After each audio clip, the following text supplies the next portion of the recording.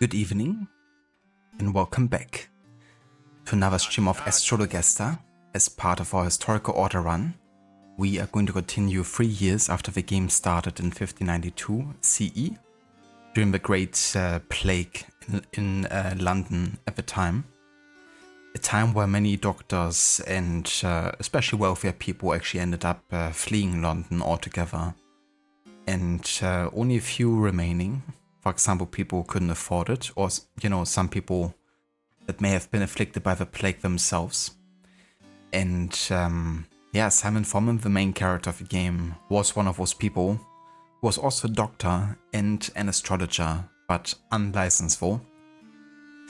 And he consulted the stars and then had the grandiose idea to create a concoction, a strong water as he calls it, which supposedly cured himself and others of the plague, which of course gave him a great renown and reputation, and henceforth a lot of famous people even came to see him. But once the plague actually stopped and the real doctors came back, as well as the College of Physicians, they actually looked upon, people like Simon Foreman as kind of like charlatans, who don't know what they're doing, and to bring like a bad reputation about what doctors stand for. So yeah, this game continues there. We have to basically secure ourselves a medical license, and we get that by getting letters of recommendation.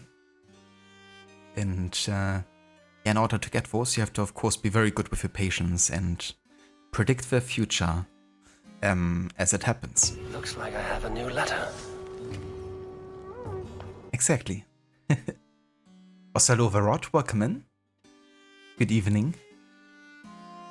Live in London, in it. In it, bruv. Yeah, it's so funny because this game also mixes modern slang English with Old English. It is primarily like Old English, but there's one specific character that actually talks like that. Like with in it, bruv and stuff. And it's so freaking funny.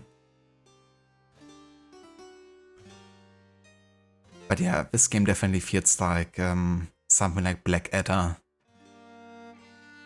In lots of ways. Just peak UK, kind of like British humor, I guess.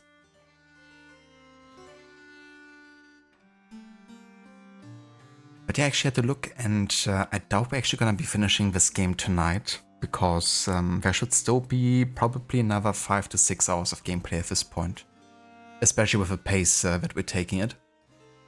So I anticipate that we're gonna finish the game on Friday, and then we're gonna start our playthrough of Hellish Quad with a 1-hour campaign afterwards.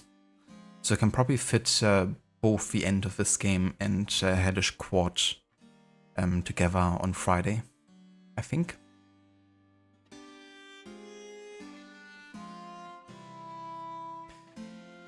But yeah, let's get back into the game.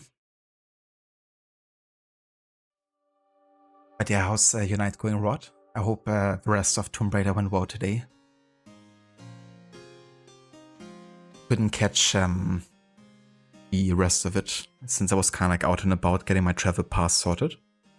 But yeah, all of that is applied. So it should only take like a month or so before I hold it in my hands. Which is fast for German standards. Schiller, Schiller, ba, ba, ba. Hello there, Schiller. Welcome in, dude. Good day. And how's it going? Yeah, I'm doing quite good. Having a good day over here. Took care of a couple things today. Had to apply for a new travel pass. Since, well, funnily enough, the game is actually set in London. But it's also where we're gonna go in November.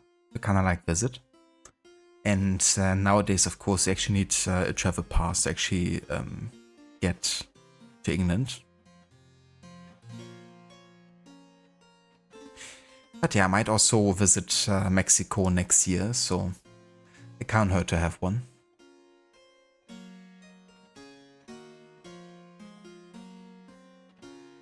What year is that game set?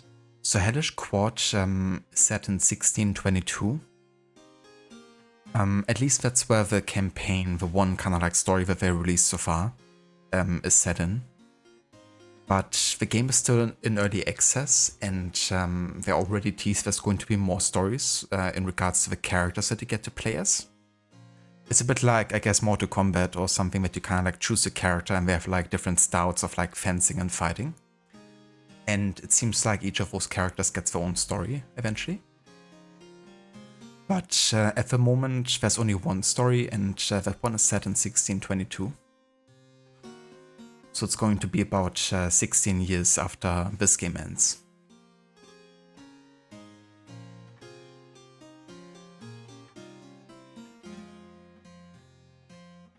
You ended up finishing the game. That's awesome to hear. Oh yeah, Rod, that's awesome. It's really cool that you can actually finish that game in like one stream.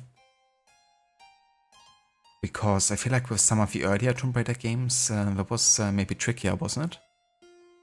Like some of the levels seemed quite long. Like over an hour at times.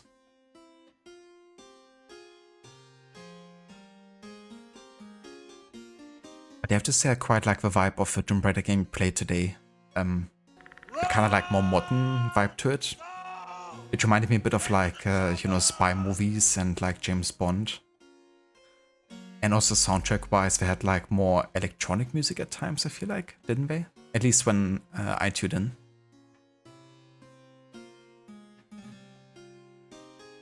Like I definitely spotted some drum and bass there. I think during the main menu or something.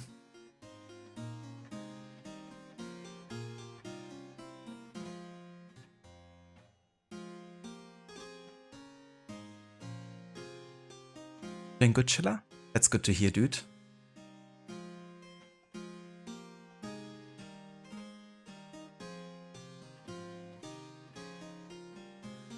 Cheers, Rod. Yeah, I'm looking forward to play it. I'd like a bit of a test run with it to kind of like see how the fencing feels like, because it's a bit more maybe simulation realistic based, I guess, than other fighting games are. But it seemed pretty cool, so I'm definitely looking forward to play it, and it's only going to be like, you know, pretty short stories, so it's not like a huge commitment. But it's gonna be good because it's definitely a game that strives to be, you know, kind of like authentic to the time and to the, you know, kind of like combat styles. So I think it's going to be a good addition.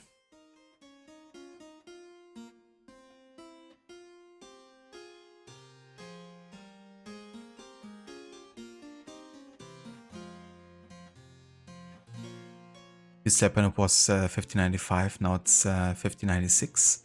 Indeed. Yeah, I actually have to switch my streaming title to 96 now. That's the first case in this year.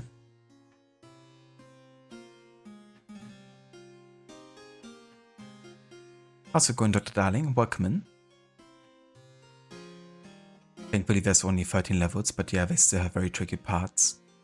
That's true, especially for the parts in the last levels in a high-tech building. It looked tricky, but also had a bit of a fun look too.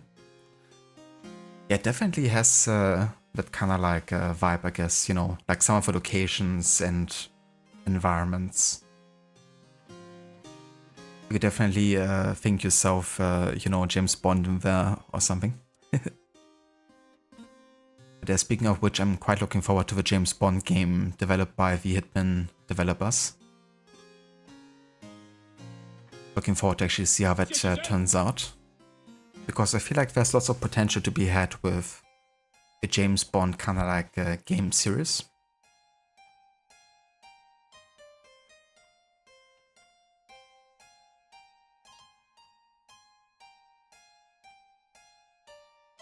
More of a slutty Astrologaster. Astrologer. That is correct. Hello, Vaora. Welcome in. Citizens. Citizen. Citizens.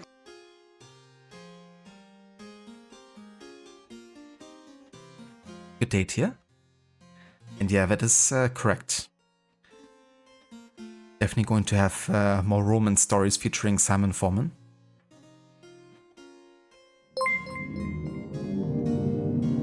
That's a knot of months. Did they rot? That's really cool. Yeah, makes you wonder if maybe it's like more rooted in the book stories then as well. I haven't actually read them, so I never knew about the scar. But it's kind of cool when you have those kind of references, because I feel like in the movies they often try to make him look, you know, or make them look more like a pretty boy, I guess, you know. Of course, like, you know, masculine in a way, but not to a degree where they might have like a scar on their face. At least I don't think any of them had one.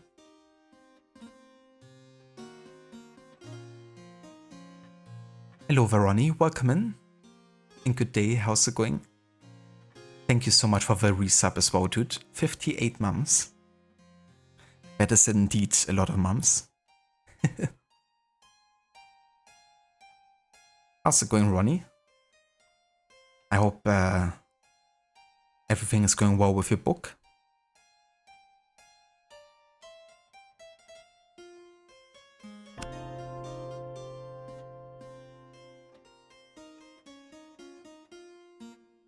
You have some meetings you're waiting for. Very nice. Glad to hear it's going well. How's Magic the Gathering going? I saw in Discord that you were playing it. That's also one of the kind of like online games I still kind of play to this day. Like Magic and Hearthstone.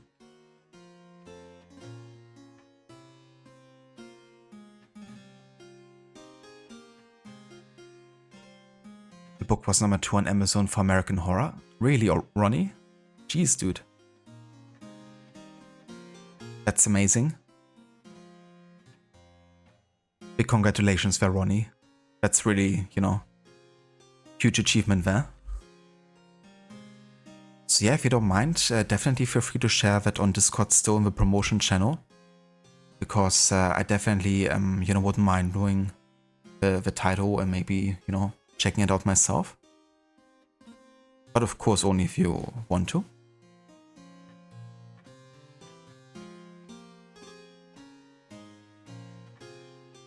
Yeah, for sure, like put it in yours, I don't mind either. But yeah, I would love to check it out.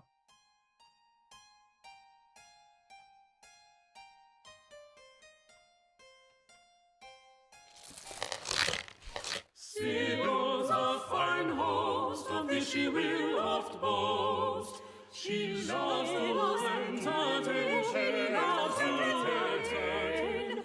Though hard she does try, her dinners go awry. And in tears and shame.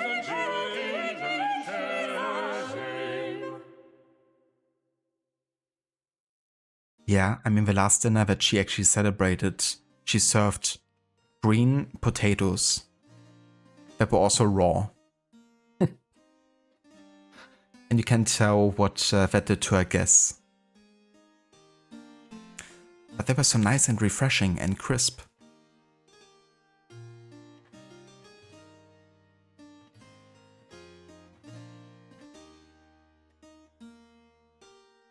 Oh yeah, very nice, Ronnie. For sure, I feel the same way. Like, magic rounds tend to be quite quick. Especially in comparison to like other card games. Like with Hearthstone, there's like always so much value that people keep like, you know, playing for 20 to 30 minutes for a game sometimes. But with Magic, like, people are definitely going for strategy, and, you know, if it doesn't work, then I guess you're out of luck. It's definitely more punishing, I feel, but it's also very satisfying. And I just love all the synergies in Magic and, you know, how much there is to it. And I also quite like the universe and, you know, the art styles. It's like a bit more mature, I guess. I used to also play Magic like as a kid, but the physical version.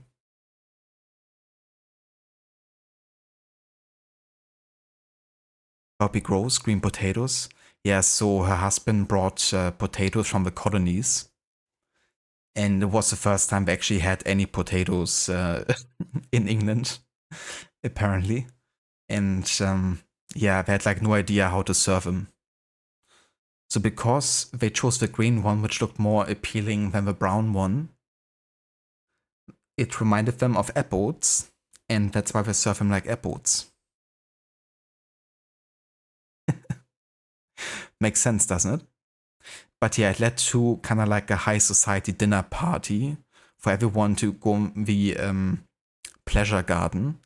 And then they all like basically vomited and had like pretty severe diarrhea in the open without like any bushes to kind of like go to and hide yourself, apparently. So that ended not too good.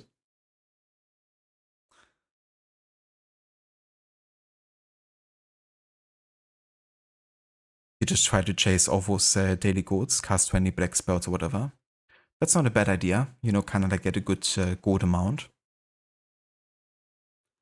So you can buy packs or play draft.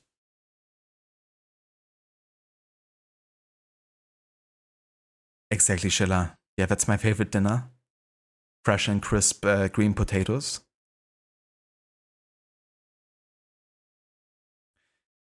Tears and Shame should be the name of a restaurant. That's why our food is always too salty.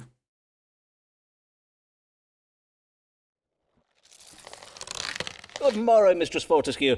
How may I help you this day? I did lately experience feelings of a most strange and disturbing nature, for which I desire an explanation. I see. Prithee describe these feelings to me, madam. When did they occur?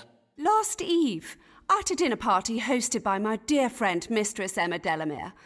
All was well at first, but soon after my arrival I was stricken with a kind of madness. Madness, you say? Yes, moments during which I found myself overcome with feelings of mirth, laughing most immoderately at the dullest of remarks made by other guests.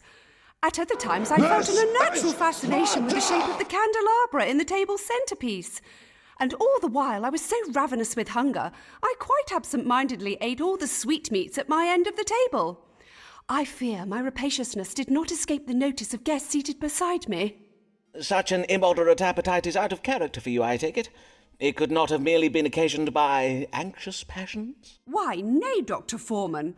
Forsooth, I ought to have been very calm last eve, for I did spend the afternoon inhaling the fumes of an aromatic oil, a gift from my sweet husband, sent back from his explorations in the Near East. I did mention my husband, Captain Henry Fortescue, before, I think. He is a great friend of Sir Walter Raleigh. Oh, Henry and Sir Walter find the oil most relaxing, so he tells me. Yet you were not so very relaxed last eve, I take it. No, not in the least, for I fear a capricious spell was cast upon me. Over the course of the evening, I developed the strongest intuition that malignant forces were present in the room, and that I had been bewitched. Could it be true, Dr. Foreman? Might a witch have cast a spell on me? That is something we shall have to ask the stars, madam. Let us see. What was it that afflicted Mistress Sybil Fortescue last eve at dinner? Yes, I think she has been bewitched.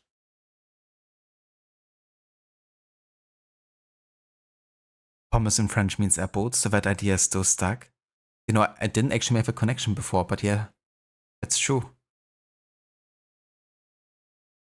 That's quite funny, you know, like, especially given how much of a staple, you know, potatoes have become all across the world.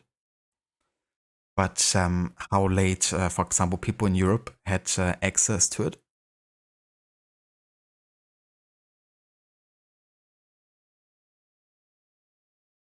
But yeah, definitely would have been interesting, you know, being the first person that actually gets to have potato and having like no idea what it is or how to prepare it.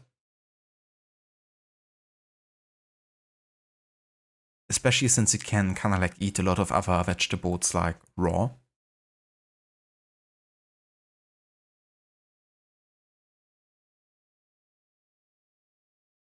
Nice, Rod. Are you playing some Odyssey at the moment? Are you grinding some levels?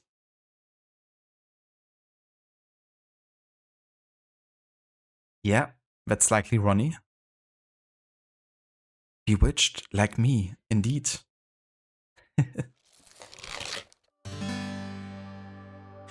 What caused my strange behavior at dinner?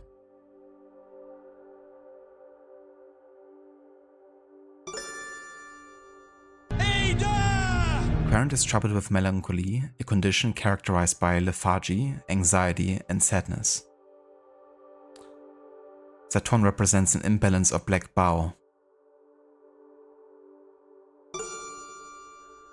The querent has been bewitched. This suggests the illness is temporary, the possibility of death, and witchcraft. Hello, Lucinda, welcome in. Thank you so much for the lurk. I hope that work is going well today, and hope you also enjoy your lunch when you have it.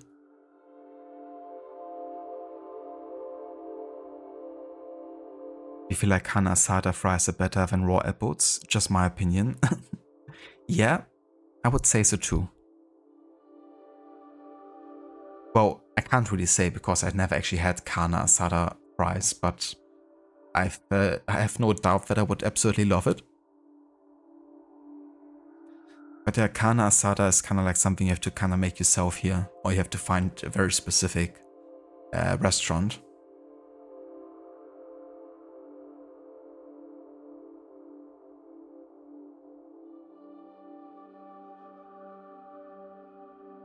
You did some before your Tomb Raider stream. You've reached a point now where 100k plus XP isn't filling up the meter too quickly now.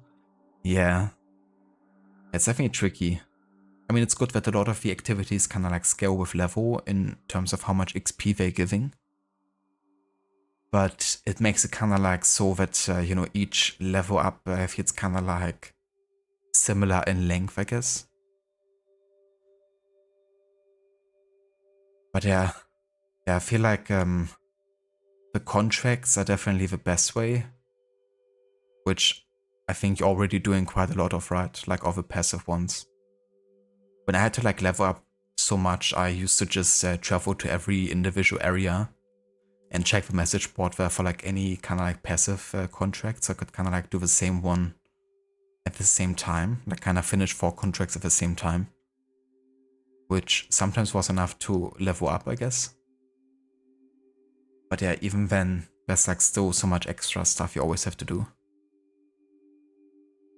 I mean, even doing all the quests, it still won't mean that you actually reach the max level.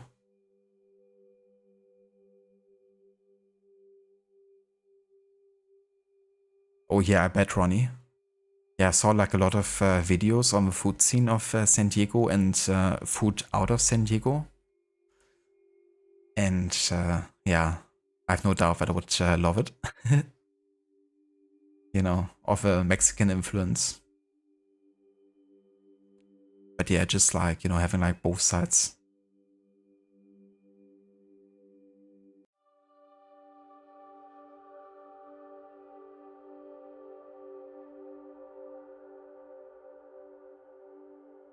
That's true, yeah, that's also a really good combination. Like combining it with, you know, the conquest battles.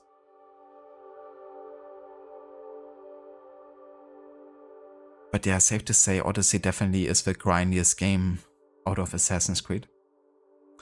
But I would say that Shadows also is quite grindy in a way, but not to the degree of Odyssey.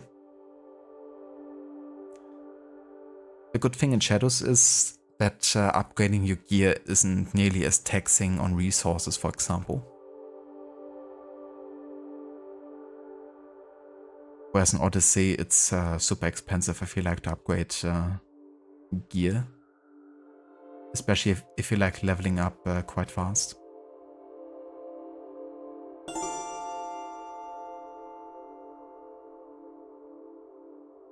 The bow troubles result from smoke inhalation. This suggests the condition is chronic, and mercury suggests an altered mental state. And that is indeed correct.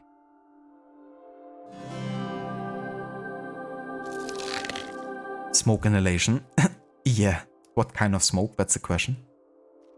Now, madam, the oil your husband sent you.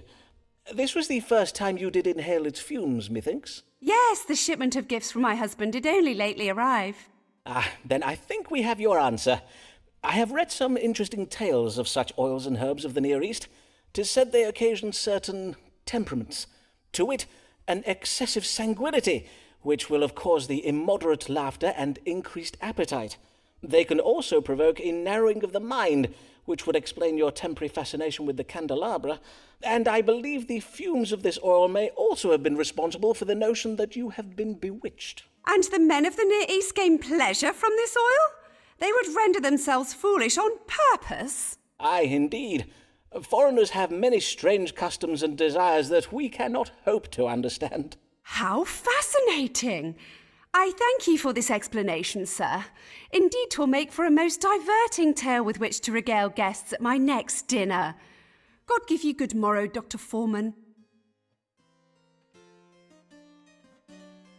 Some are foolish by default, for sure. Yeah, and some are just rendered foolish.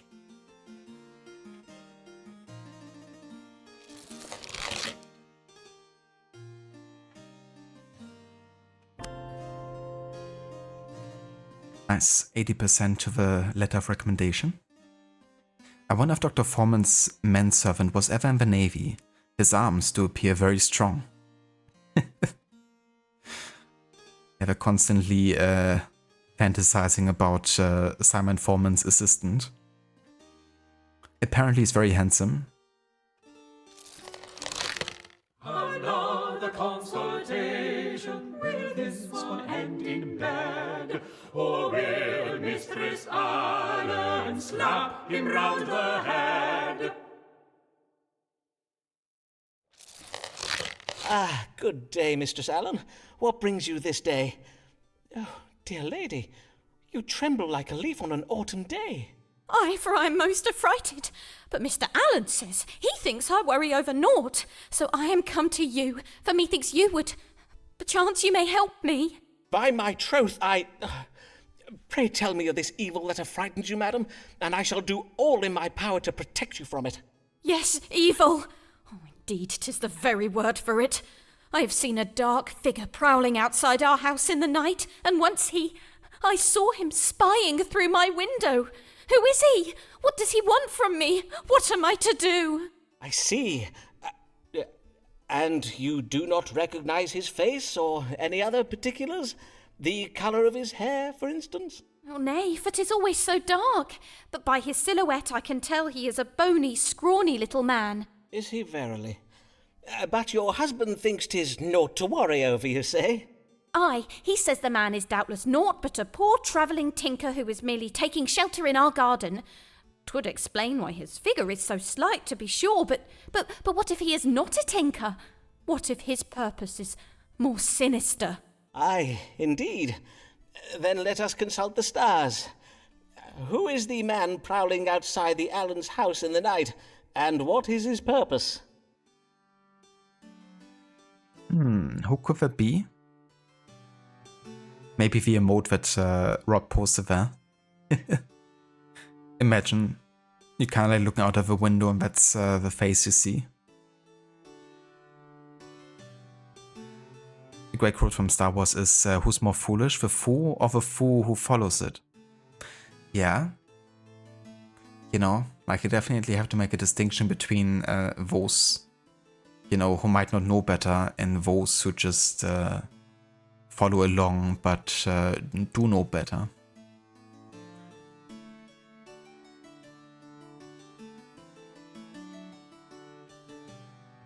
He's a character in Outlast played by Andreas Asperges. That's really cool. I didn't know that. It's a very frightening type of face for sure. It's like, what are your intentions? Why do you stare at me like this with your wide open eyes?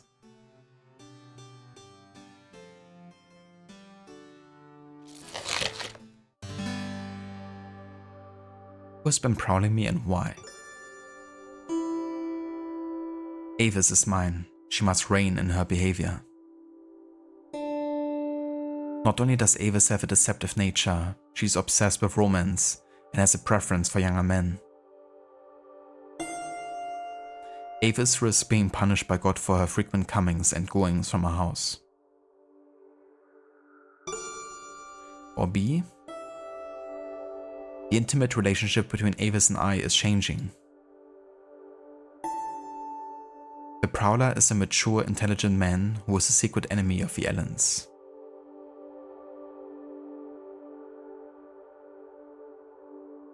Okay, last time I chose this one. This is a choice where it doesn't matter which one you're actually going for. So there is no right answer here.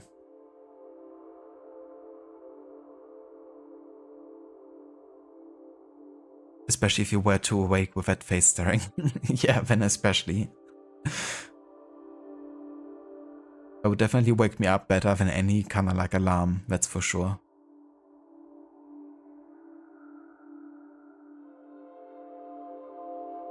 Hello Vadex, welcome in. Thank you so much, dude, for the free stream streak. And how's it going today? Thank you for redeeming the fun fact. The game features some truly bizarre medical advice and treatments. Foreman's own concoction, a strong water he claimed could cure the plague, is a key plot point.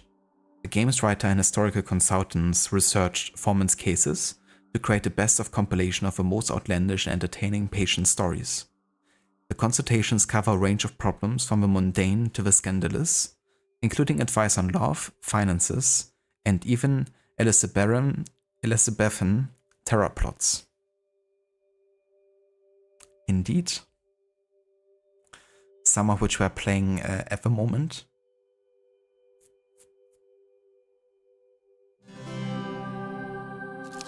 Avis, I must own.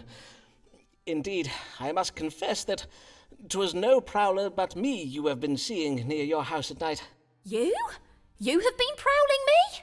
Nay, I have not been prowling you. I have been merely watching your comings and goings. 'Tis very different. But you... why? One evening, when you said you had no wish to see me, I needed to know why. So You went to the Quiet Bear, did you not? What business did you have at an alehouse? Was it to meet a man? You... how dare you cast shade upon my honour thus? I never met another man. Methinks you speak false, madam. I see the way you look at William. Nay, do not dare play the innocent damsel with me. You mean your manservant, William Buck? But you soil-minded mule, you deluded dog-botherer. And a married woman of your age as well. For shame, madam. Nay, put that down. Put it... Ah! Fie, madam. That was a priceless Venetian vase. Yeah, one of his famous Venetian glassware. That was the first reason he actually used to seduce her. It was like, do you want to see my Venetian glassware collection? Oh, why not?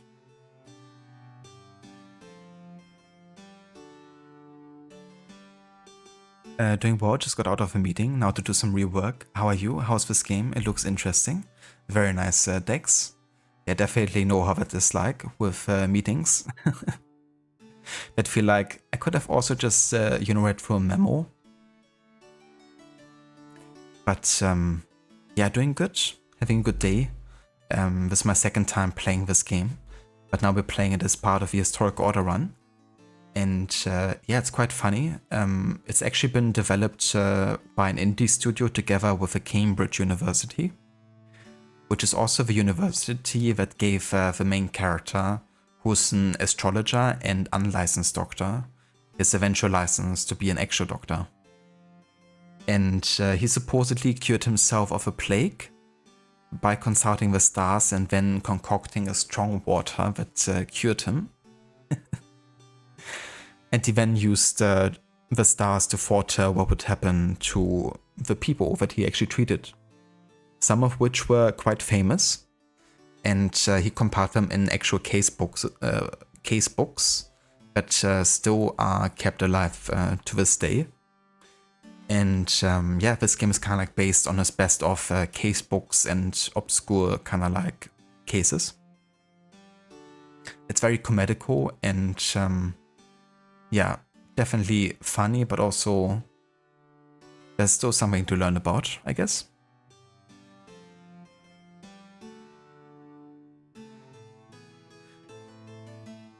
You soil-minded mule. The insults definitely hit different here. In fact, I should maybe think about recording some of them, because there's some good ones. Dog Bavra, that's harsh. I know, right? If you would insult me with that, it would be like the worst thing you could tell me. Deluded dog Bavra is going on my list of insults. Yeah, I should have clipped that.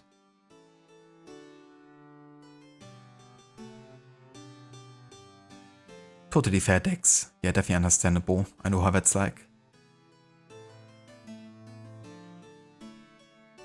But thank you for the lurk, Wo. What a perfect insult redemption. Exactly. Yeah, if I gonna notice some more insults, then I will just clip it next time. Some Utsu's medical theories and techniques were truly terrifying. They definitely were. I mean, at this point it was still very much based on the humoral theory, you know, that your bodily liquids are kind of like what makes up your health and also makes up what kind of personality you are. And it's crazy to think about that's like a theory that has been, you know, supported for like since Hippocrates' time.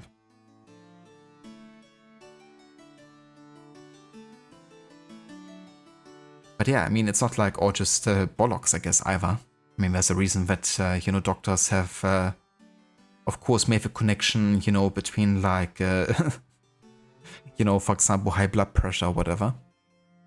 Too much blood. But yeah, it's really interesting, you know, putting yourself in the shoes of this logic. And, you know, how that also shaped, I guess, the believing system of people in a way.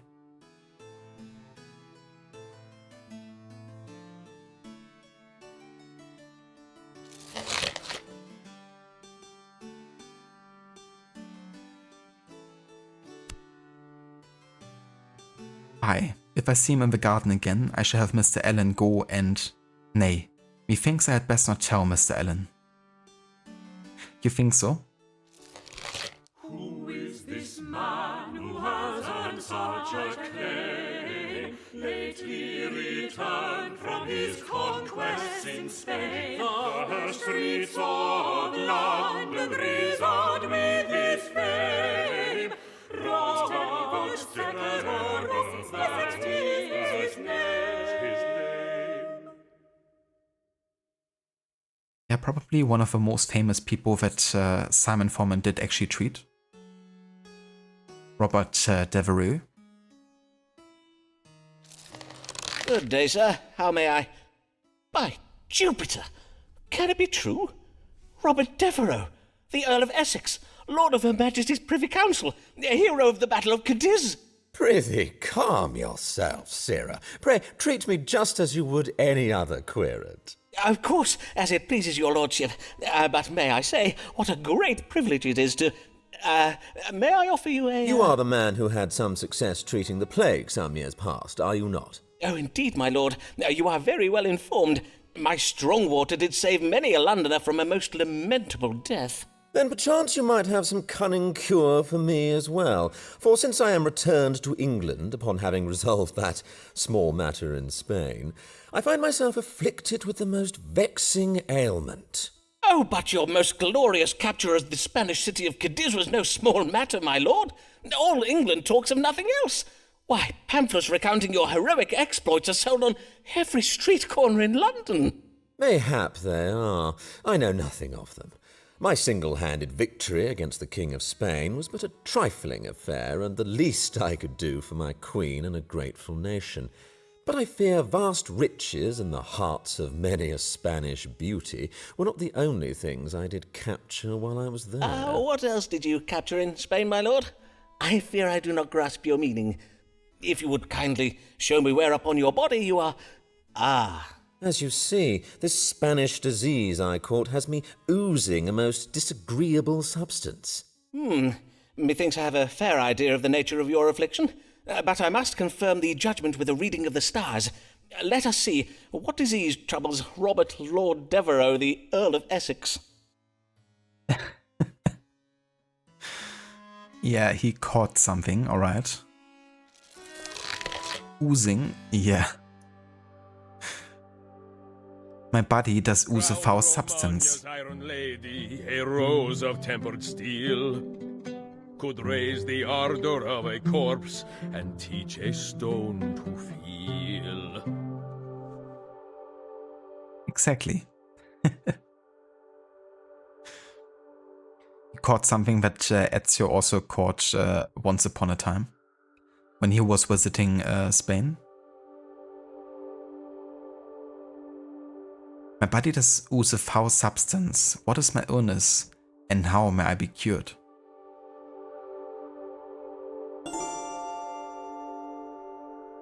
Robert Devereux is suffering from evil digestion, an affliction that may occasion both upward and downward purging.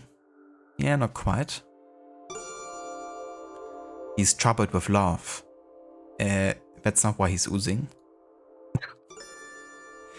He's suffering from gonorrhea, a disease characterized by white matter running from the privy member and pain when passing urine. That is correct.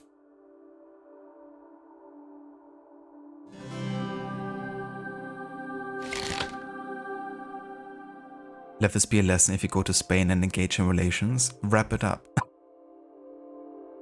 Yeah, that's a good lesson in general. Probably. Ah, yes, of course. Indeed. You have gonorrhea, my lord. 'Tis a condition provoked by an increase in intimate activities. Too much strumpy-humpy, eh? Well, 'tis true that since news of my victory got about, every wench from Southwark to Shoreditch wants a piece of my action, as it were. And how may this gonorrhea be cured? The most effective method is lead plate therapy. Usually this requires a man to lie in bed for many hours with a leaden plate positioned upon his privy parts, thus allowing the lead to impart its healing properties to the affected member. But, of course, men such as your lordship have no time to lie around in bed, which is why... Let me just fetch it from my cabinet. Which is why I invented this. And that is what? Some sort of wonder job, like the ones old men used to wear? Precisely so, my lord. 'Tis a codpiece that I had a blacksmith fashion out of lead. I invite your lordship to wear it under your breeches so that the lead may remain in contact with your privy member at all times. Indeed, until you are cured. How very droll this is. Verily, how old-fashioned. I will appear as hung as old King Henry Tudor. Mayhap I just wear it in my chambers. Good day, and please come again. If you need anything at all, I am at your service. Ah yeah, the healing properties of lead. I love the healing properties of lead. The Romans also love the healing properties of lead.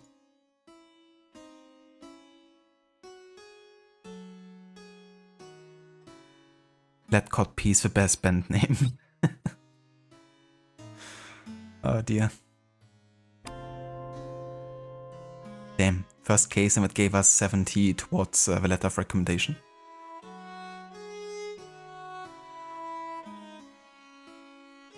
Though if I were to go about Whitehall Palace wearing a wonder chap, perchance I would revive the fashion for codpieces. Two birds with one stone.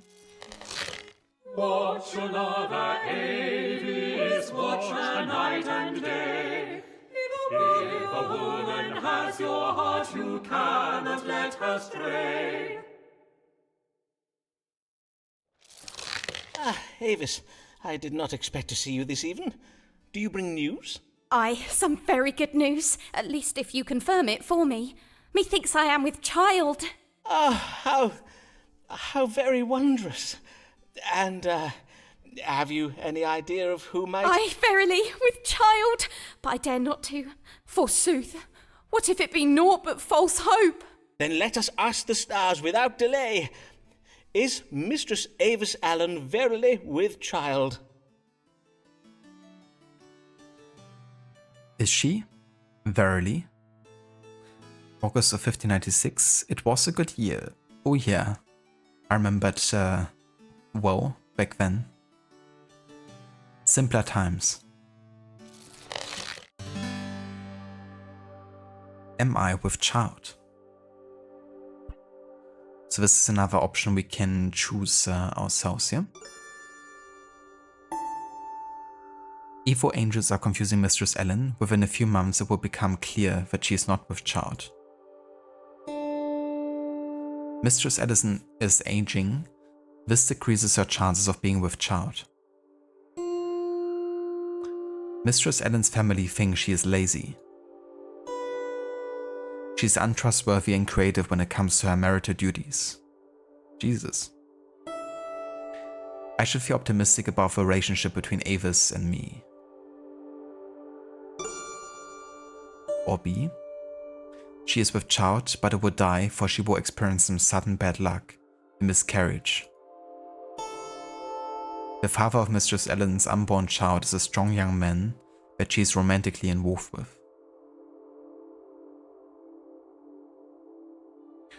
Okay, I'm gonna go with this one, because I think I chose B last time. Simon is kind of a jerk, huh? Yeah, this whole story with Avis, it doesn't really matter what you choose. It's not really gonna end, or kinda like go on the best of terms, I guess, at all times. He's a bit of a jealous type, I guess.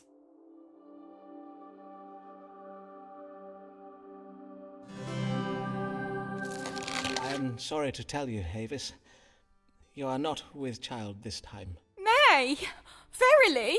I am feared so. But why? Why are you so plump at present? Well, you're not as young as you once were, but with a trifle more exertion around the house. First you tell me I'm not with child, and then you call me a plump, lazy old woman? 'Tis not I, 'tis the stars. I have no control over... Oh, how could you speak such... Oh, why must you insult me so? What new imagined sin did I commit that you would punish me for now? By my troth, 'twas never my intention to insult you, Avis. But I see I have vexed you. Pray forgive me, Avis. Fret not, Simon. In truth, I know you mean no harm. Methinks 'tis that such disappointment is hard to bear. I did so wish it to be true, that you and I were to have a child.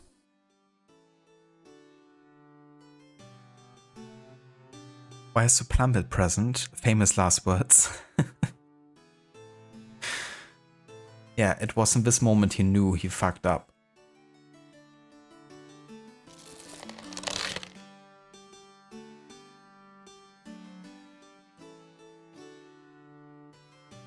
Yeah, that's actually the first consultation in 1597, so let me change the streaming title.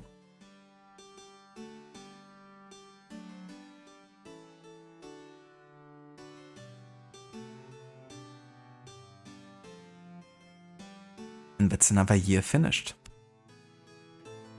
Oh whoa, am I ever to be a mother? Unless, could Simon be wrong? Rich but not satisfied, mayhap you have not tried this one weird trick for displaying your wealth. Buy herbs and confections to boost your complexion and pass idle hours tending to your health. Good even, sir. Who do I have the pleasure of welcoming to my chambers this day? Nicholas Muggs, proprietor of Muggs Rugs down on Silver Street. The wig makers. You supply wigs to players, do you not? I have heard tell of your fine work from some of my playhouse querents. I thank ye for your kindness, sir. I do hear you are very skilled at your trade also. For are you not the curer of the plague of 92? Forsooth, I do hope you may cure me as well. For though I do not think I have the plague, whatever I have is doubtless most grave, no matter what my wife thinks.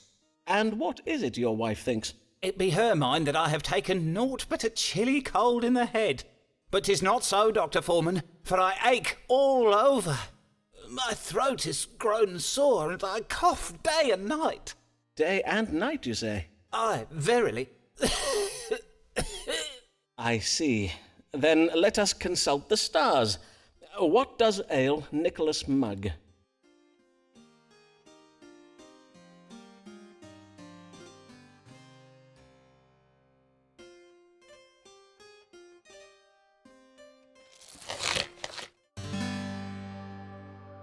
I ache all over, my throat is sore, and I cough day and night. What ails me? Hypochondria, possibly induced by witchcraft. This condition could one day prove fatal. Cold in the head, the symptoms of which include a cough, short-windedness, a hoarse throat, and pain throughout the body. Cardiac passion characterized by short-windedness and grievous pain both in the heart and throughout the body. And this is correct. Nicholas Mugg, feeling sick, he ate a slug. Delicious. Which of course led to too much phlegm humor in his body.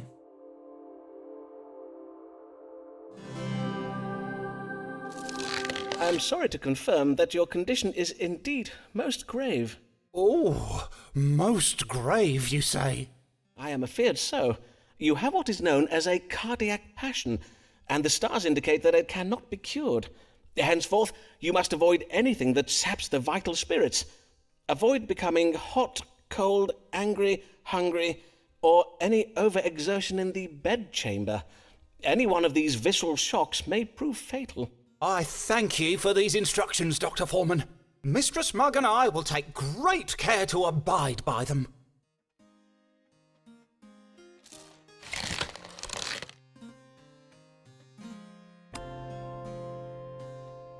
Would my wife question the counsel of Dr. Foreman? Methinks she would not dare. Hate when I have too much phlegm, I know, right? Also basically my allergy days.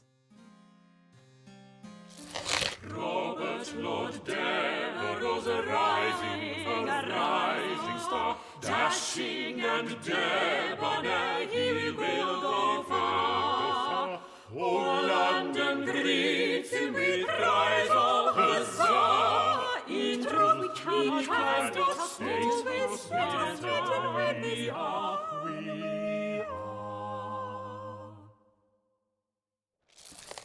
Good day, my lord. How may I do you service? Would it pertain to some thrilling adventure upon which you may soon be embarking? Indeed it does. Sir Walter Raleigh and I did recently come across some intelligence concerning a fleet of Spanish ships that will soon be sailing home from the New World, bearing a goodly cargo of gold. Raleigh and I plan to borrow the royal fleet, which we will use to intercept the ships and seize the treasure. Huzzah! But, borrow the Royal Navy, you say? Aye, only temporarily, of course. The Queen will hardly know her ships are gone. Indeed, when we return them to her bearing a handsome prize of Spanish gold, she will doubtless forgive our failure to file the correct paperwork and what not. Doubtless. And how may I assist your lordship in this glorious endeavour? Well, in order to intercept the Spanish fleet, we must know which route it is planning to take. One possibility is that it returns to Spain having retrieved the gold from the New World's southern continent. The other possibility, and this is the one Sir Walter thinks most likely, is that the gold has already been transported by conquistadors from the southern continent up to Havana, and the ships are to fetch it from there. Then let us see whether the stars can tell us upon which route the treasure ships may be intercepted on their return to Spain from the New World. Will they be sailing from the southern continent or from the Spanish colony of Havana? Oh yeah, that's an easy one to predict.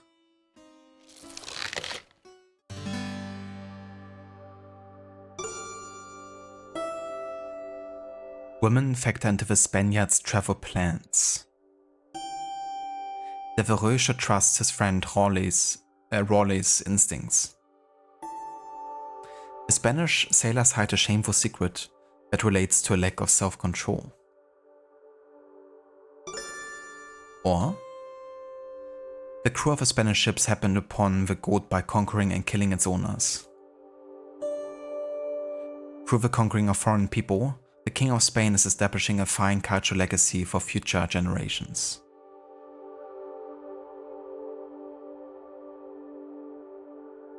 And this is correct. Havana. Indeed. Yeah, we're getting very close to Black Flag as well now at this point. I mean, it's still like about another 100 years or so, but given that there's not too many games actually playing as part of the 17th century, we're gonna get there quite fast.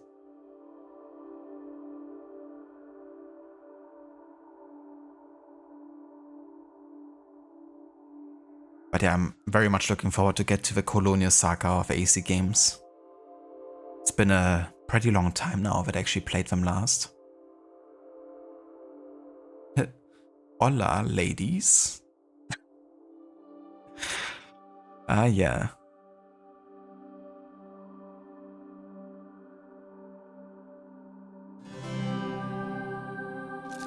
The Spanish treasure ships will take a direct route back from the southern continent, from whence the gold was, found.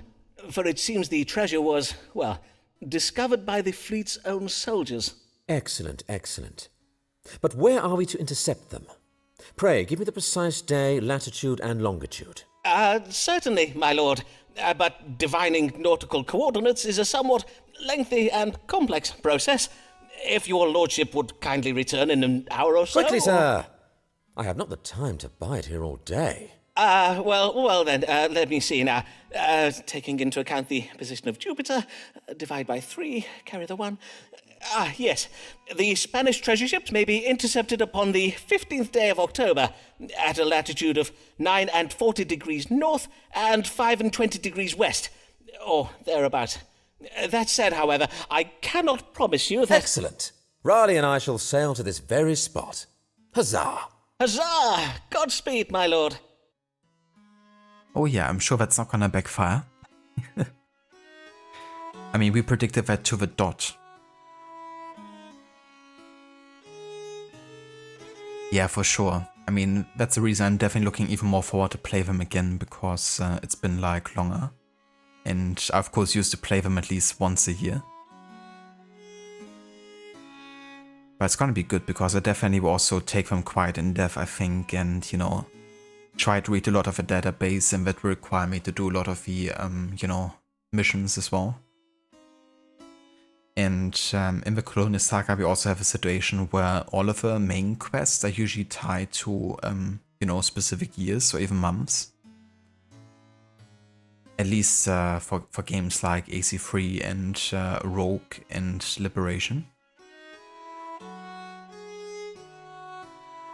So it's gonna be also quite a bit of jumping back and forth between those games again. Because I kinda like overlapping at parts.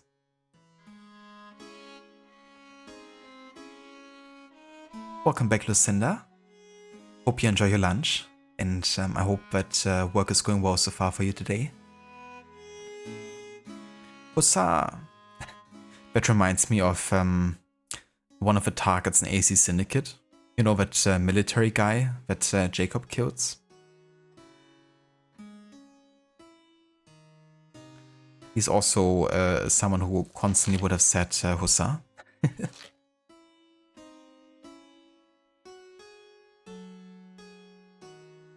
Lord, what a prick, Cardigan. Exactly. That's the one. It's definitely a very relatable moment with Jacob when he says that.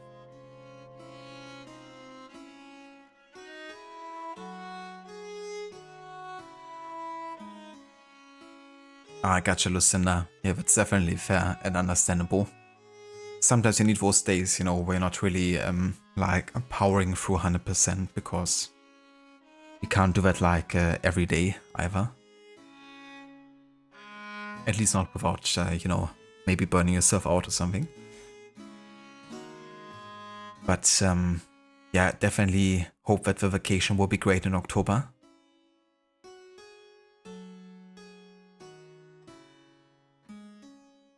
I think Starrick's best scene is when he threatens him. Yeah, with a knife between the legs. Every way is kind of like, "Hoo!" Like going up and, stopping to breathe pretty much in that moment.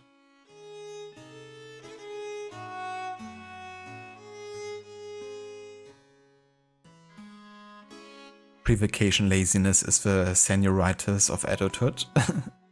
Yeah, for sure. It's like your brain already gets, ready to get in that mode.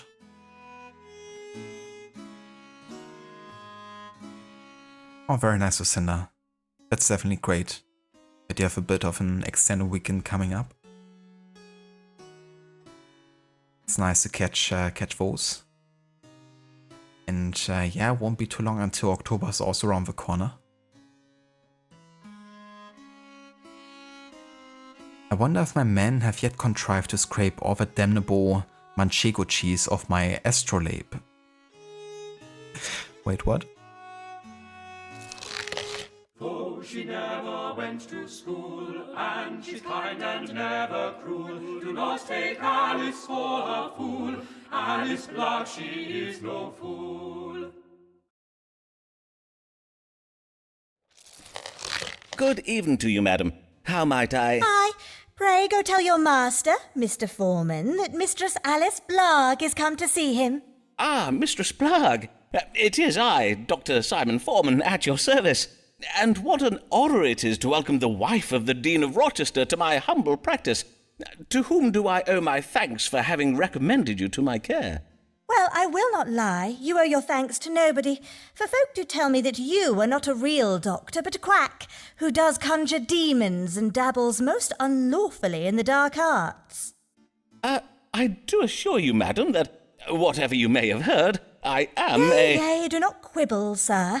If I did seek the counsel of a doctor who has one of those fancy medical degrees, or the kind of high-bred know-it-all who does see fit to judge a woman and vex her most cruelly, I would have gone elsewhere. But, truth be told, I have need of such a man as you, for I have been bewitched by a witch. Ah, I see. Yea, a loathsome spell has been cast upon me. It does cause me to awaken in the morning with a most terrible pain in my head, a pain so wretched it does have me chundering into my chamber pot. Pain in the head and involuntary purging. And what leads you to believe your suffering is occasioned by witchcraft? Well, the timing is most unnatural. My troubles do occur every Saturday morning without fail. I suspect the doings of our new neighbour, the widow MacDoon. As well as being Scottish, she does possess several cats. Several cats, you say? One or two of which I may have kicked, and now she has seen fit to take revenge upon me with her dark, foreign magic. Indeed. Scotland is well known for the powerful black witchcraft practiced by its womenfolk. But as compelling as this evidence may be, my practice does draw upon the latest scientifical arts. To diagnose your condition, I must first perform a rigorous astronomical analysis. So, let us see now, what do the stars say is the cause of your Saturday morning suffering? I mean, it's gotta be witchcraft. If they're Scottish. 100%.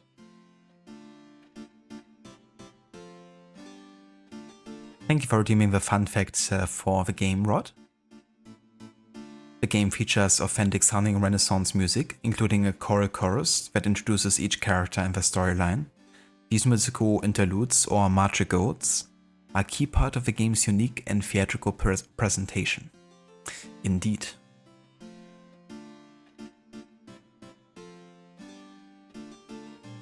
She really comes on strong. She definitely does. How do you know she's a witch? That is a question. You seem to understand witches quite well, do you? Maybe a little bit too well. Chandring is a word of the week. You love the word chanda? Yeah, it sounds quite interesting. Upwards and downwards chandring. Does she weigh more than a duck? I got better.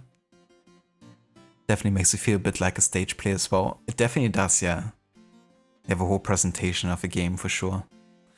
And I also really love the whole like pop-up book, style. Where you can kind of like go from one scene to another like this. It's really cool.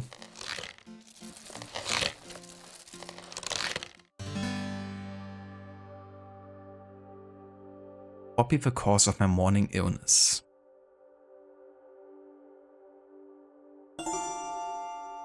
She's bewitched. Not quite. She's experiencing early symptoms of being with child. The presence of the moon suggests that the symptoms are acute. Or it's caused by noxious food or drink. This suggests severe addiction.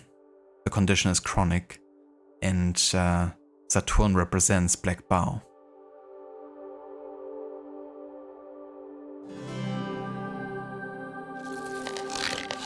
Madam, may I delicately inquire as to whether it be the habit of you and your husband to take wine with supper? On Friday evenings, perchance? Drinking a little overmuch on occasion is nothing to be ashamed of. Many of my most respectable querents do find that a fine French claret can be deceptively... Oh, nay, more's the pity. My husband is a tiresome teetotaler who prefers to spend his evenings writing sermons and counting coin. He hardly ever accompanies me to the tavern on Fridays. Does he not? Well, in any case, I am much afraid that the ale you do consume upon these tavern visits may be to blame for your affliction. The consumption of strong drink can provoke an excess of black bile, which then does cause the body to purge itself the following day. I do advise you to consider... Then I am not bewitched. But if that be true, then to poor Molly McDoon I have been most rude and unneighbourly. For shame. I must go to her this hour and apologise. Fare you well, Mr. Foreman. I must bid you good day. She drinks too much every day, then pukes the next morning and is like, I've been bewitched by the Scottish lass. You had a book like that for Wizard of Oz as a kid. That would have been really cool. If we only had the black and white movie. Well, I mean, partially black and white, I guess. But yeah, that one really stuck in my mind, especially the whole scene with the flying monkeys. That really scared me as a kid. Scorpio, your star sign? Ah, is it? Nice. And mine is Libra.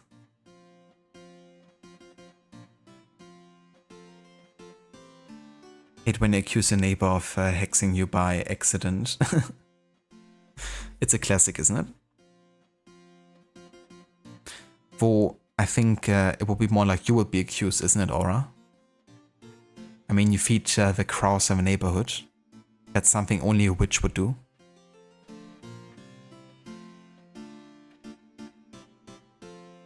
Very freaky, yeah. You're Leo. Leo season just ended for. Did it?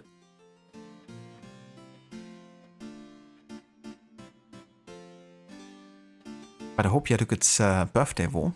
Whenever that's happened.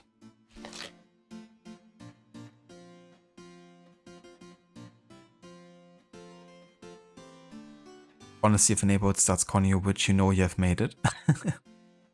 It's like, yes, achievement.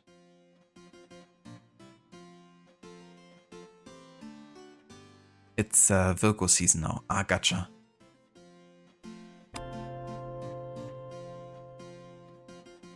I will invite my Scottish neighbor to take a conciliatory pint of ale with me.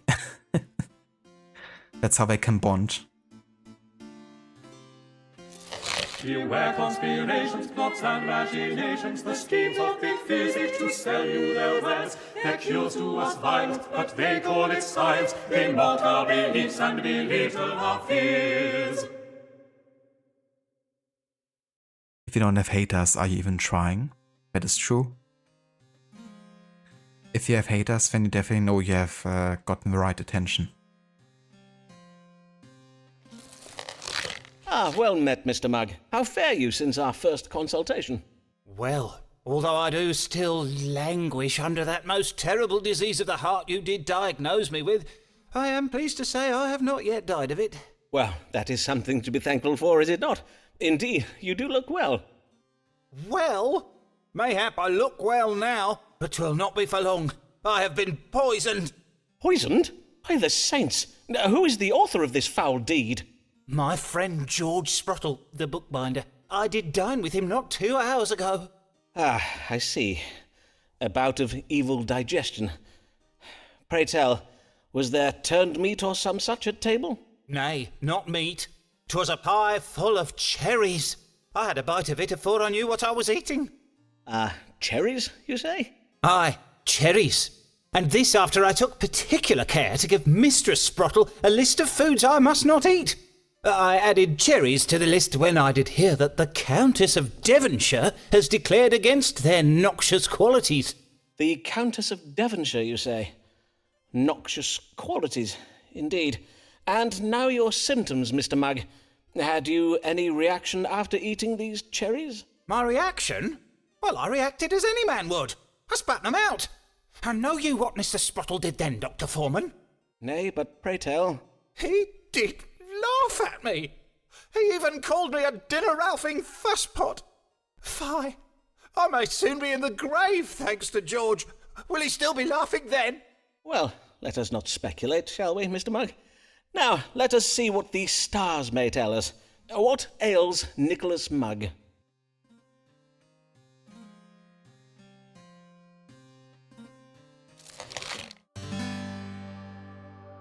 I ate some cherry pie. What else me?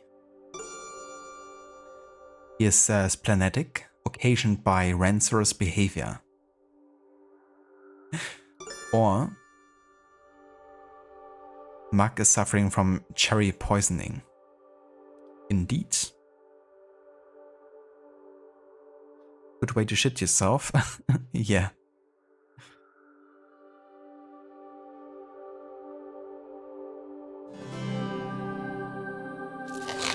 It seems you have indeed been poisoned. The cherries have provoked an imbalance of choler. You must take the antidote for cherry poisoning, which is... let me see what I have here in my cabinet. Ah, yes, Saccharum officinarum. Dissolve a pinch of these crystals on your tongue before dinner for a week. Saccharum? Saccharum officinarum, more commonly known as sugar. Sugar, forsooth. I have heard tell of sugar. 'Tis a rare and fine substance, I do believe, and therefore doubtless most efficacious.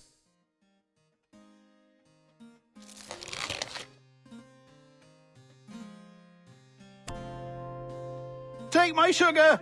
Take anything you like! Take my sugar. I must now to my grocer go, for they say the Countess has had a portrait painted in which she sits beside a bowl of grapes. Couldn't resist. I don't blame you, dude. Was definitely very fitting. Also, be right back.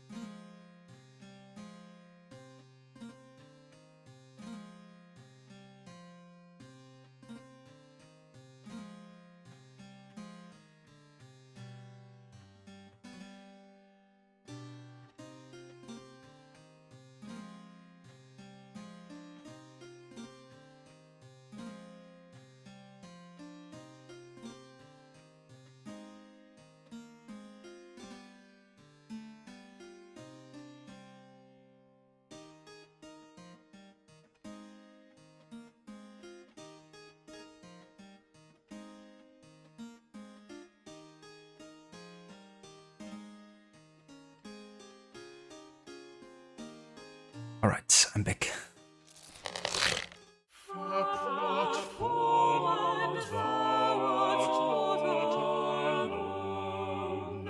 For many queerance thou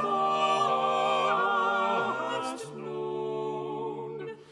If one went to forsake thee, find solace with another lady.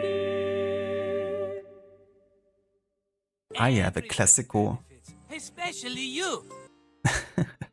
the classic solution. Just find another lady. Everybody benefits, especially you. William! Ah, there you are. Did Mistress Allen call whilst I was out this day? Nay? You're quite sure about that, are you? Ah, I see. I cannot understand it. Why has Avis not come these past weeks? Does she no longer wish to see me?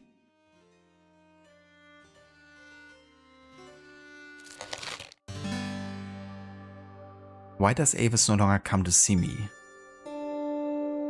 I've been deprived of tender favors of late, but my fortune seems to be reversing.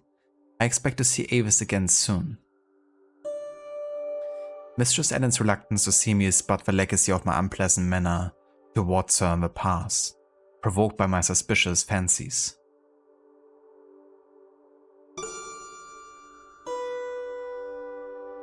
It is only self-constraint and a sense of duty towards her husband that keeps Avis from calling on me. It was cruel of Avis to allow me to hope that we would one day be together.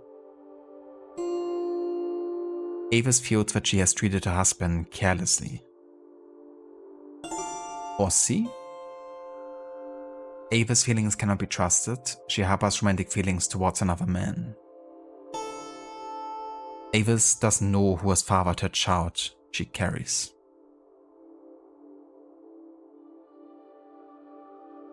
Okay, so this is another option where it doesn't matter what you choose.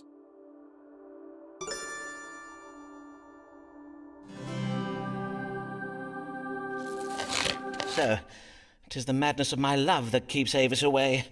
My jealous passions and accusations have vexed her, mayhap even caused her fright. When she comes to see me again, for she surely will, by and by, I must remember to be kinder to her, to not plague her with my suspicions. And until Avis does return, well, there are other women in the world, are there not? Very accurate to the real historical character of Simon Foreman. I was telling this last time, but he literally had a book called The Book of Plays, where he openly talked about his sexual exploits with some of his patients.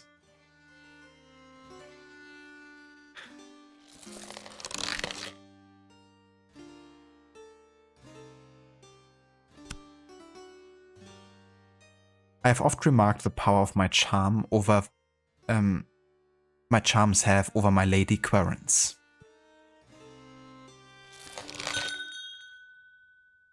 Sir, I must thank you for resolving the misunderstandings betwixt me and my neighbor, Mistress Molly McDoon. You advised me that my Saturday morning headaches and chandrings were not caused by her witchcraft, but by my consumption of strong drink. You spoke true, and for that I am grateful. Although if Molly was not then the author of my suffering, she surely is now, for since we are become friends, we go together to the tavern every Friday. Your querent, Alice Black. Eyes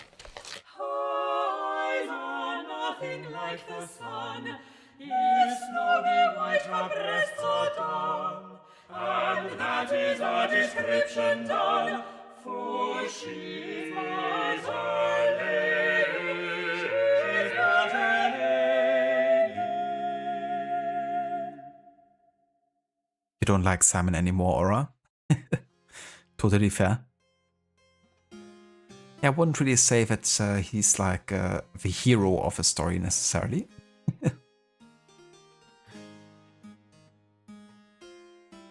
Just a pretty interesting historical character.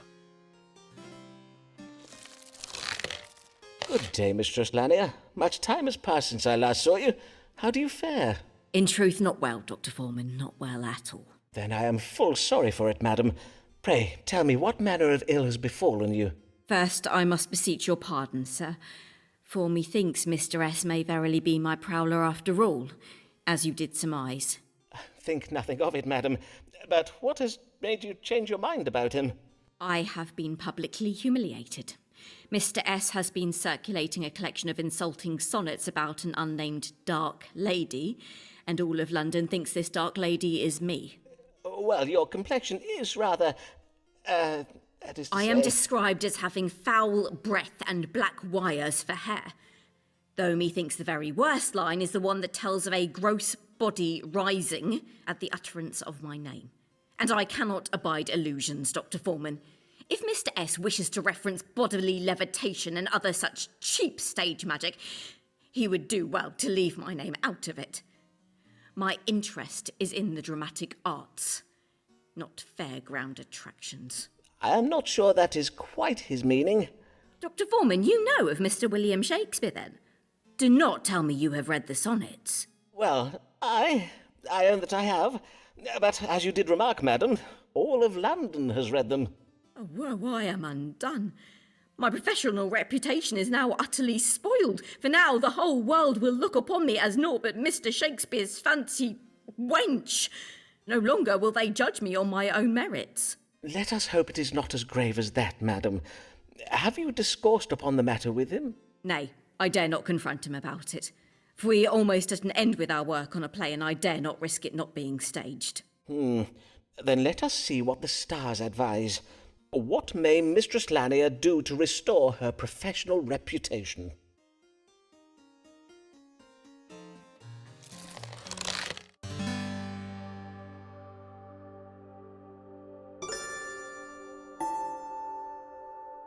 She harbors secret thoughts of adultery, which relates somehow to her intellect and her feelings of dissatisfaction. She's ignorant of her romantic feelings, and this must be reversed. She should abandon her career ambitions and revert to her true vocation, bringing forth new life. She should have another child. Not quite. The relationship between Mr. Shakespeare and Mistress Lanier is not an equal one. Shakespeare's arrogance will overshadow Amelia's contribution to the play they are writing. Mistress Lanier must find a way to disassociate her name from these sonnets, for if she does not, her literacy legacy will be betrayed by association with them. Or she's confused about her feelings for me? How interesting. God will help Mistress Lanier if she exercises constraint and discipline. And this is the correct choice. According to the game.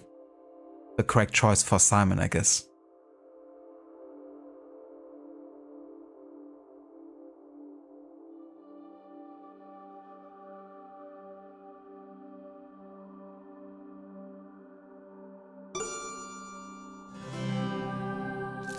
Your only course for saving your reputation is to ignore the affair entirely. Mr. Shakespeare has gone low, hence you must go high. I advise you to be as silent as the grave. For least said, soonest mended, as they say. I'm finding myself rather lost among your metaphors, Dr. Foreman. It seems you would have me model my behaviour upon that of a mute tinker with an interest in hill climbing. Well, Worry not, Dr. Foreman. Methinks I know what you are trying to tell me. You would have me be silent on the matter, and mayhap 'twould be for the best, for what would I achieve by speaking my truth to the world? What if I were not to be believed? It would make it worse, for then I would be branded a liar, and men would make jest of it. Oh, do you see that, Dr. Foreman? 'Tis your mute Italian querent, Signor Ferraro. He is staring at us through the window. Is he? Then doubtless he has come for another consultation. Then I will take my leave now. Good day, Dr. Foreman.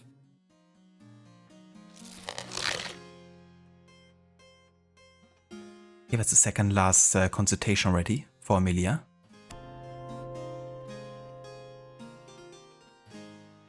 With such a poor grasp of poetic imagery, it is a wonder Dr. Foreman manages to draw meaning from his star charts.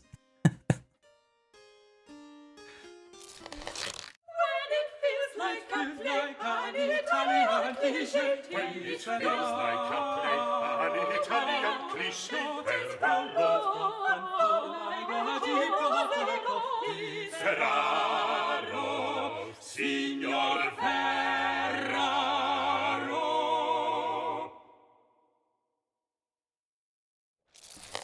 Good day, senor, and well met. Tis I, Riccardo Ferraro, come once again to see the great Dottore Simon Foreman. Indeed, I did recognize you, senor.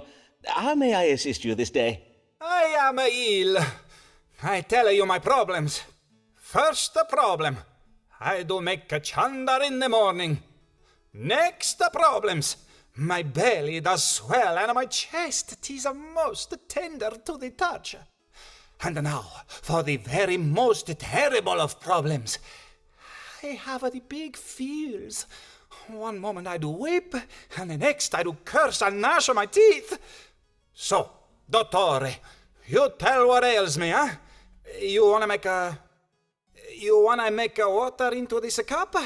Un momento, I make the water. Nay, not in my... prithee, hold. If you please, senor. As with our previous consultations, I shall be judging your illness by reading the stars. So, you need not of my... Nay, senor, I have no need of it. Whilst 'tis true that most physicians do spy and sniff their patients' urine, I find this method of piss-pot diagnosis most imprecise. Indeed, the practice is quite primitive. 'Tis my belief that if medicine is to advance in this modern age, we must all adopt a more scientifical method. I am quite sure history will bear me out on this question. This scientifical method. 'Tis reading my diagnosis in the stars? Precisely so. Speaking thereof, perchance we may consult the stars now. What illness troubles Signor Riccardo Ferraro?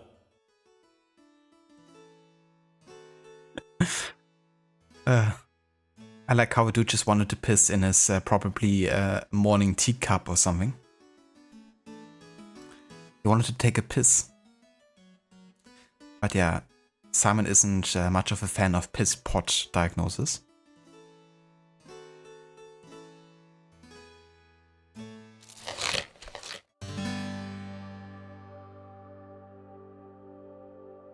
I suffer from a swollen belly, a tender chest, chundering and moodiness. What ails me? He's with child. This indicates a psychological factor, denial.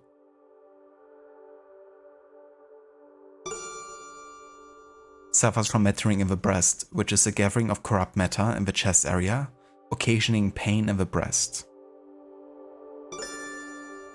He's troubled with apoplexy, a condition of the brain provoked by a sudden fit. It affects sensory perception and causes swollen neck, veins, memory loss, and gnashing of the teeth.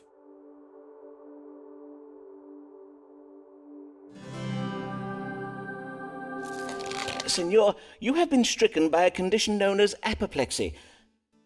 I will have my manservant bleed you from the arm, then apply beaver musk to your nose to induce sneezing, thereby drawing phlegm away from the brain. But my problems, they are the swollen belly, the chundering, the tenderness, and the big mood. How can it be, this apoplexy? Apoplexy is an affliction of the brain which can both trick the senses and induce, large moods. The stars suggest this condition was given you by a witch. A most capricious witch, I warrant, for the condition has tricked your mind into feeling all the symptoms of being with child. And verily, 'tis not possible for you to be with child, signor. Unless, of course, that moustache of yours is naught but a cunning disguise. But I jest, signor. 'Twas not my intention to doubt your manliness. You jest! A lady who would disguise herself as a man? So silly. I think you see too many plays by Mr. Shakespeare, huh? Riccardo Ferraro bids you good day.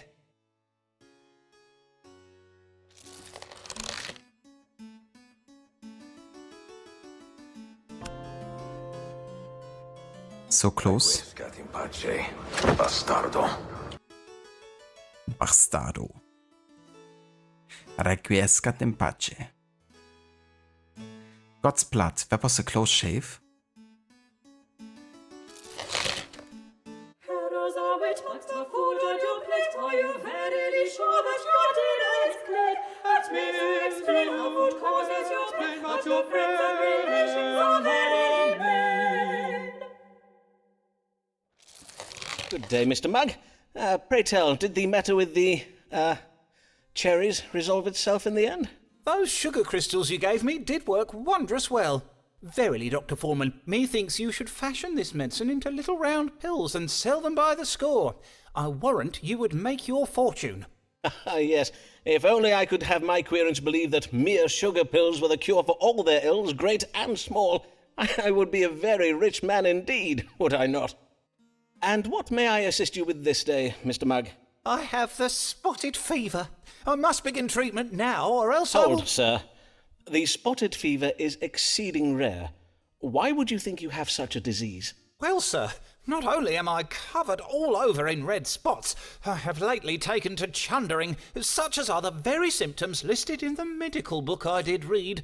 I am already taking the treatment Mr. Cogan prescribes, but now I require... You mean to say you have read Thomas Cogan's Haven of Health? Why, that is a most technical book, writ for doctors and medical students. How did you come to be reading it? My friend George Sprottle did bind a printing of it in his shop. He kindly let me spy some pages afore 'twas sent up to Cambridge. Oh, but Dr. Foreman, I forget myself. You have no medical degree, so you doubtless have not read it. Mayhap if I ask George nicely... Sir, let us consult the stars and see if they may tell us what ails you. It is Lucinda, yeah. It's the squeezy and patchy game. We're still waiting for that to happen again. But it was so funny when it happened.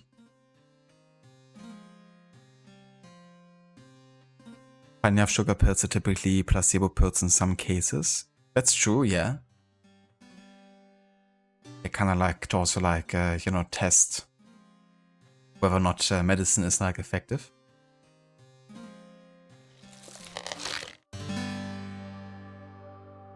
You most remember Seraph losing his mind over it. That is true, yeah. It's something we quote 2 years later. It's been almost exactly 2 years since I last and first played this game, actually.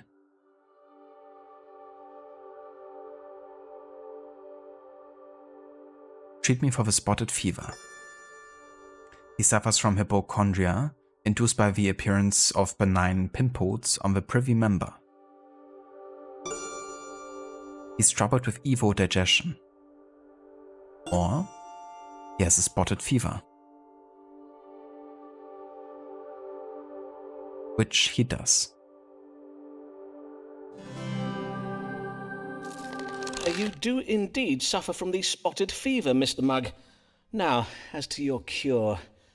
Aye, it does require some uncommon ingredients that I do not keep here in my chambers at present. A moment, pray, while I write this down. Here, take this recipe to your apothecary and have him make you up a preparation. Take a spoonful each morning until your red spots disappear. Oh, ground up horns of a deer. And cinnamon, how very fine. And this red coral from the South Seas. Aye, verily. Nothing but the finest of cures for my loyal querents. It is just as well for us that I did consult Mr. Cogan's book, is it not, Dr. Foreman? On my word, my wife was very wrong to doubt him. I shall tell her you said so. One thing more, if you please, Dr. Foreman, for I feel I must give ye warning. A great storm is coming. I feel it in my bones, and my bones do always speak true. You would do well to bide indoors at the first sign of wind and rain. God keep ye well, Dr. Foreman.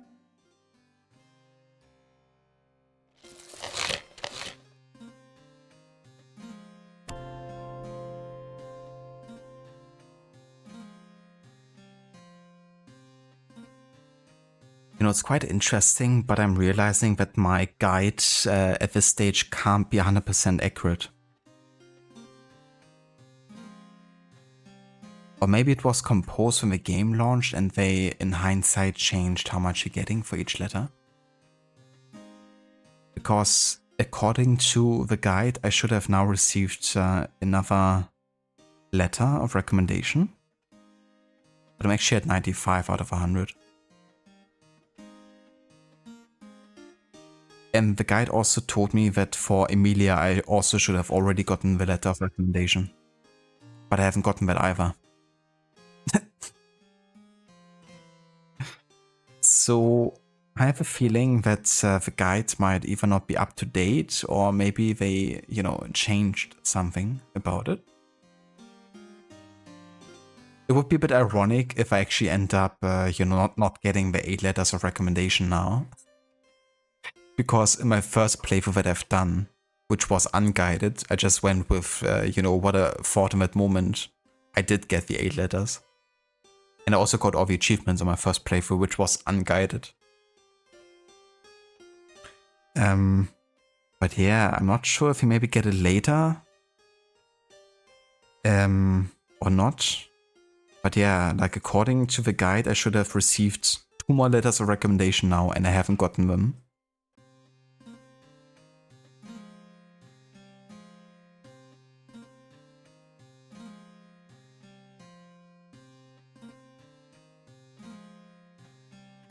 Okay, let me have a look here.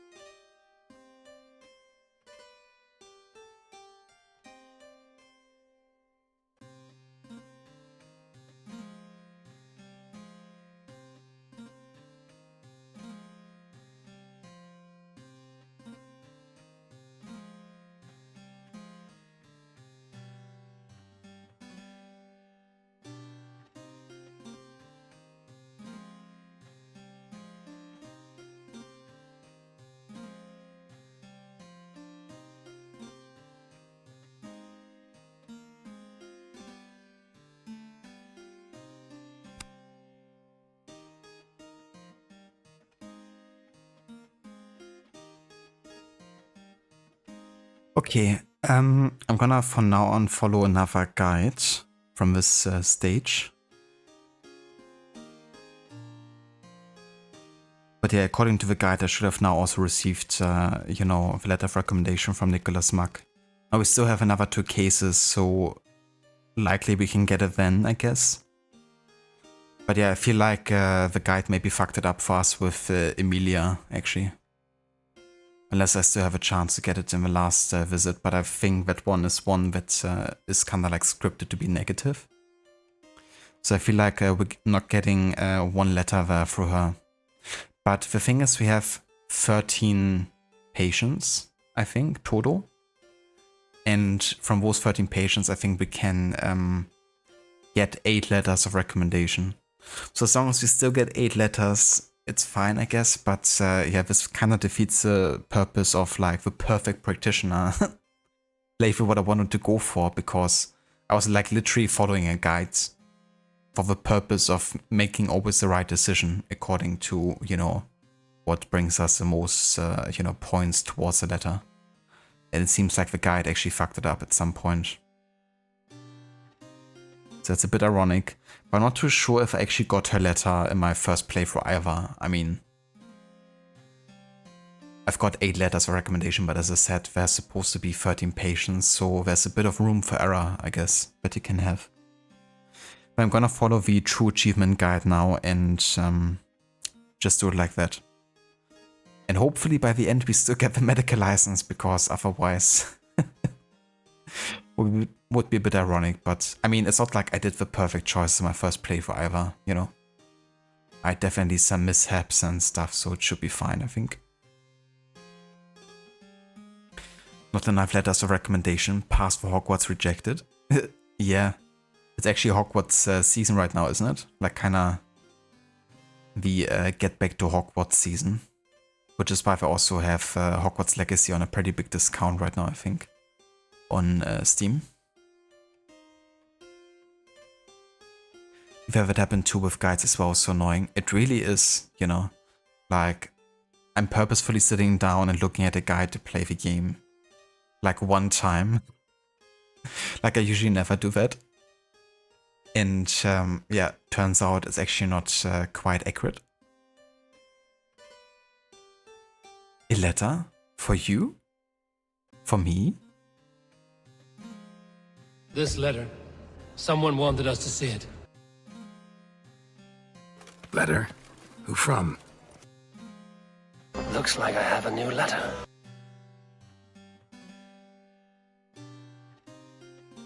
Rob, when you played Until Dawn last time it happened, the first guide you followed didn't explain it in good detail where to go for certain collectibles, leading you to have to redo several chapters using a different guide. That's really annoying, you know, because you're kind of putting an amount of trust into, you know, someone who sits down and actually writes a guide. I mean, it's supposed to be like a foolproof way of playing it, right? In this game, I think it's even more severe because there's no gameplay element to it whatsoever other than having this one choice per character, like per encounter. So really can't get this wrong if, you know, you're writing a guide for this. Especially since you can't like reload, you know, to like your previous encounter or something. It's like once you have logged in, you're logged in. So I'm like always making sure I like double check and be very careful with what I'm choosing. But yeah. You can't hear Garrett without hearing Maxwell from the Authors now. Is he actually the voice actor? The same one? Yeah, he has a very iconic and distinct voice for sure. I also remember when I played Horizon Zero Dawn, I was kind of going around a city. And all of a sudden I hear like a random NPC with Garrett's voice. And I was like, what the heck? But yeah, apparently he also played some minor roles in Horizon.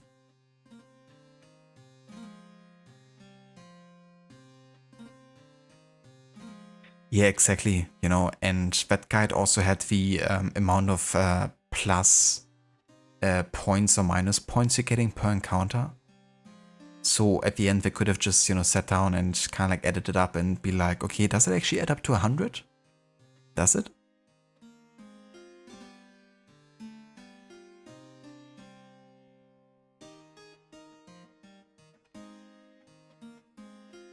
Oh, that's really cool, Lucinda. I love seeing Garrett's voice actor, you know, pop up in different games. Just such an iconic performance he gave for Garrett, especially in The Witcher 3, for me.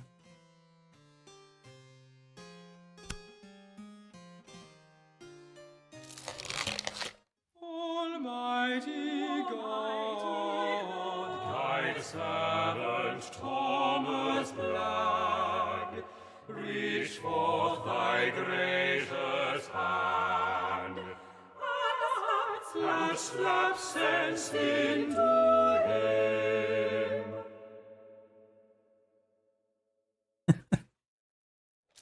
Good morrow, Dean Blagg.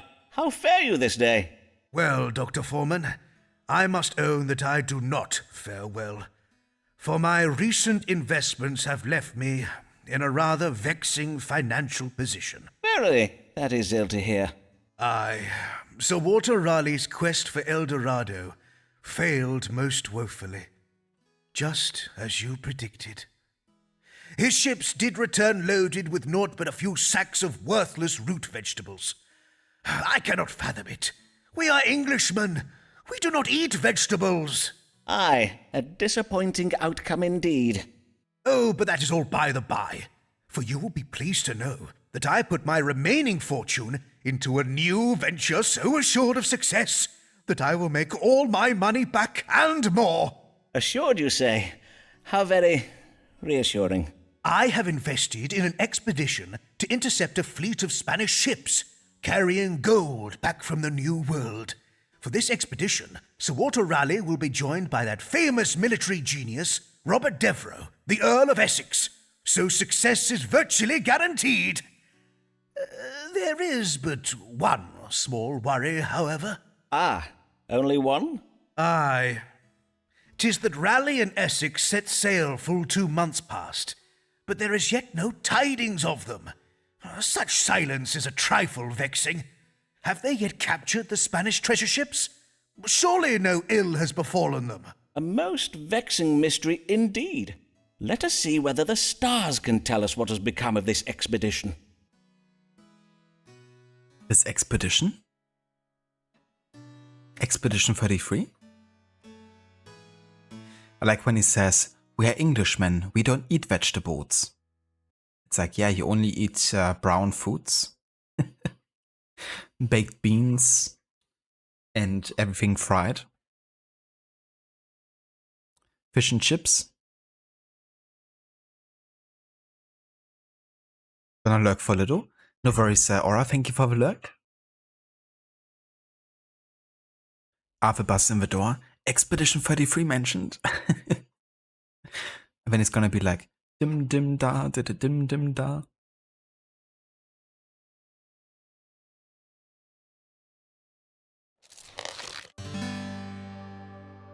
Will my investment in an expedition to capture Spanish treasure ships pay off?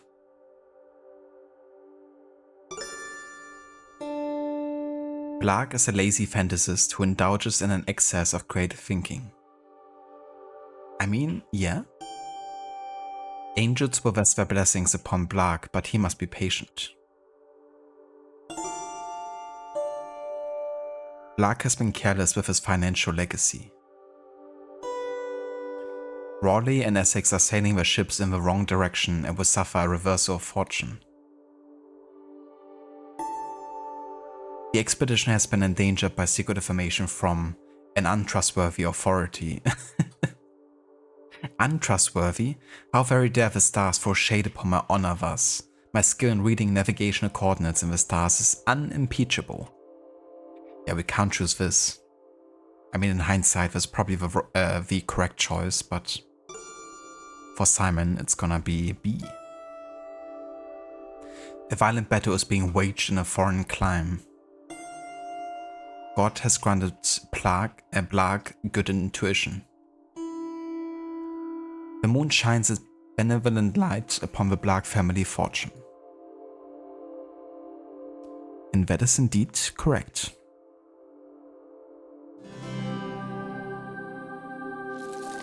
Wondrous tidings! Your family's fortune is soon to be restored, and you may thank God for it. For it was he that inspired you to invest in such a well-led expedition. Raleigh and Essex have come upon the Spanish treasure fleet, and a violent battle off the coast of Spain is being waged this very hour. Verily, blessed day! O Heavenly Father, I give thanks unto thee for both thy mercy and thy business savvy.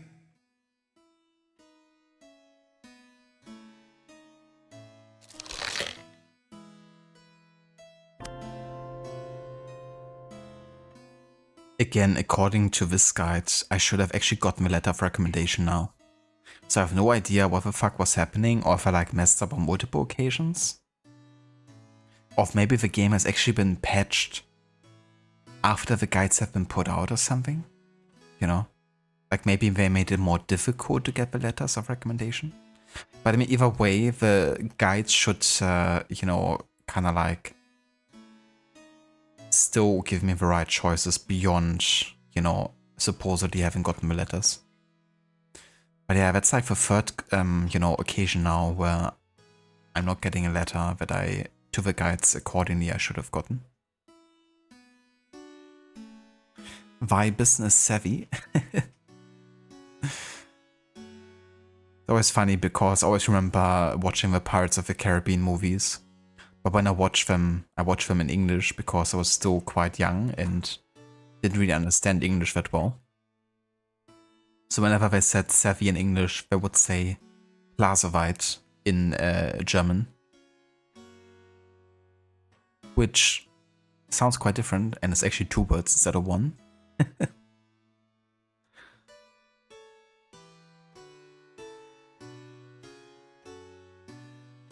I wonder what Mistress Black has ordered for dinner. Would that it be swan pie? Swan pie. Swan pie? I can't say I ever had that. Why must this wench act so distressed? Mayhap she can't abide a jest. No welcome love and his professed. What an ungrateful lady! What an ungrateful lady!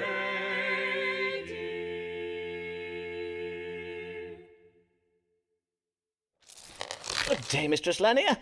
Pray, come in and take comfort by the fire. The wind is fierce and cold this day. Did you see him this time, Dr. Foreman? He did it again. He ran off the moment he saw me. See who, madam? Your patient, Signor Ferraro. Ah, verily? Indeed, I was expecting him to come for a consultation this day. But he changed his mind and ran off, you say. How very mysterious. Truly, 'tis as if all men are determined to use me ill. Surely not all men, madam. I, for one, remain most devotedly at your service. Indeed. It does seem that I must beseech your pardon. For some years ago you rightly foresaw in the stars that my alliance with Mr. Shakespeare would end in theft and deceit. But I would not heed you. I have been a fool, Dr. Foreman. My dear lady, I do not need to read the stars to see that something grave has befallen you. Pray, tell me what it is. Yesterday I did meet with Mr. Shakespeare to discourse upon our new play, which is to open this week at the theatre in Shoreditch.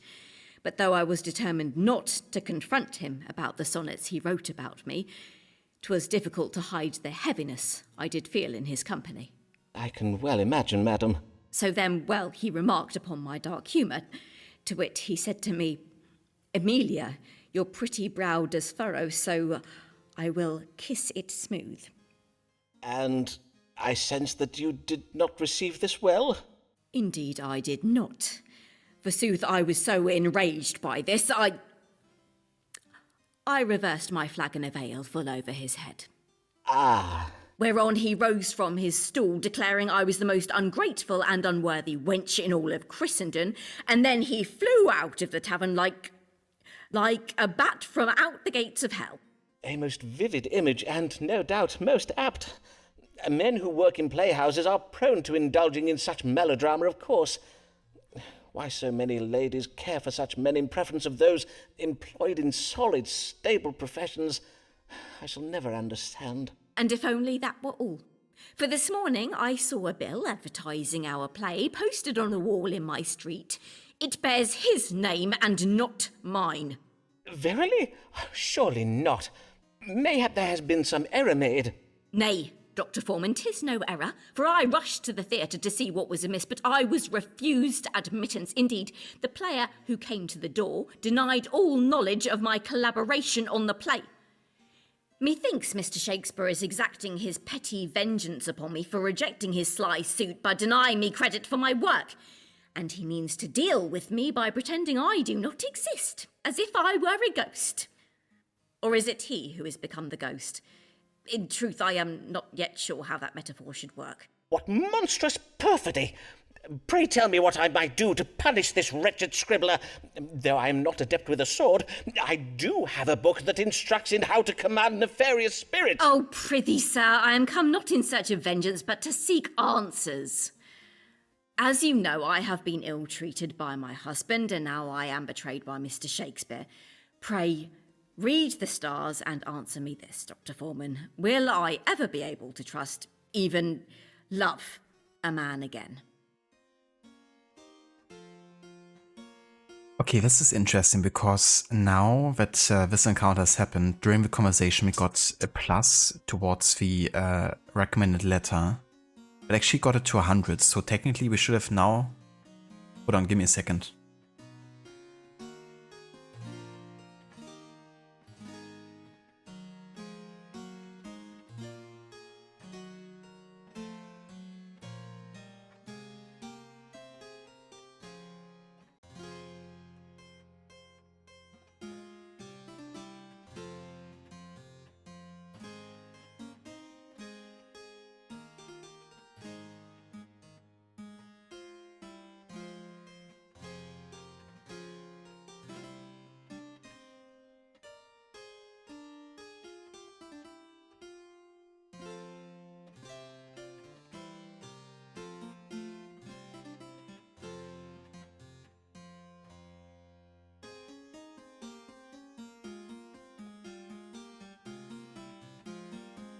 Okay, sorry. Had to stop my dog from doing something. She was being a bit sneaky.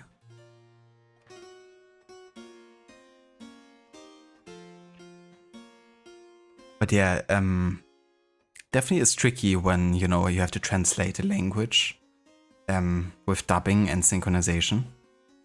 But yeah, growing up, you know, for me it was like kind of natural to sometimes, you know, see the mouth and that not matching what actually is being, you know, spoken, because most movies growing up were like dubbed in German.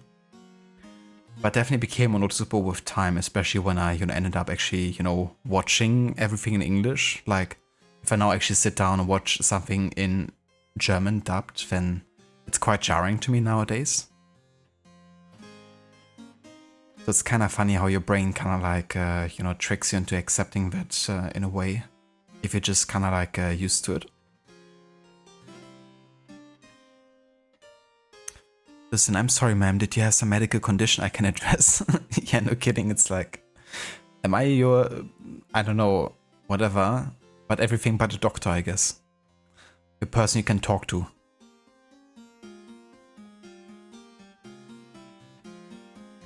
You suppose the taming of a shrew was inspired by this character? That is true.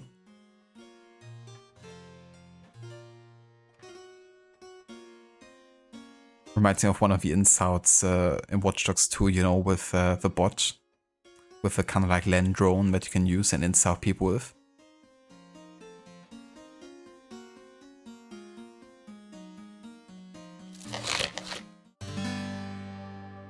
Is there only one choice here?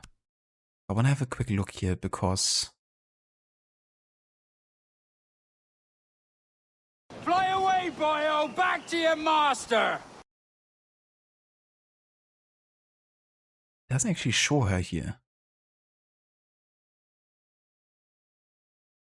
I'm confused. I mean, yeah, it's here. Emilia Lanier. Like we're supposedly at 100. But we haven't gotten it here. So it's really confusing.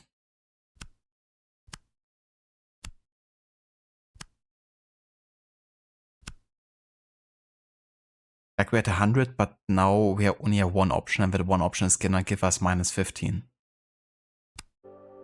Which I guess will lead to us not actually getting the letter. Oh, whatever. Emilia secretly wishes to commit adultery with a man of high intelligence. She should give in to her true feelings. Her friends have been unworthy of her confidence. God rewards men who invest time in their friendships with comely women. The relationship betwixt Emilia and me is currently wrought by confusion. Ah yes, Simon, you just make it all about yourself. Emilia's literary legacy has been betrayed by Mr. Shakespeare. She's ignorant of the love she inspires, but her ignorance will be reversed. Her present adversity may bring change and new life in the form of a child. And yeah, it's the only choice we have here.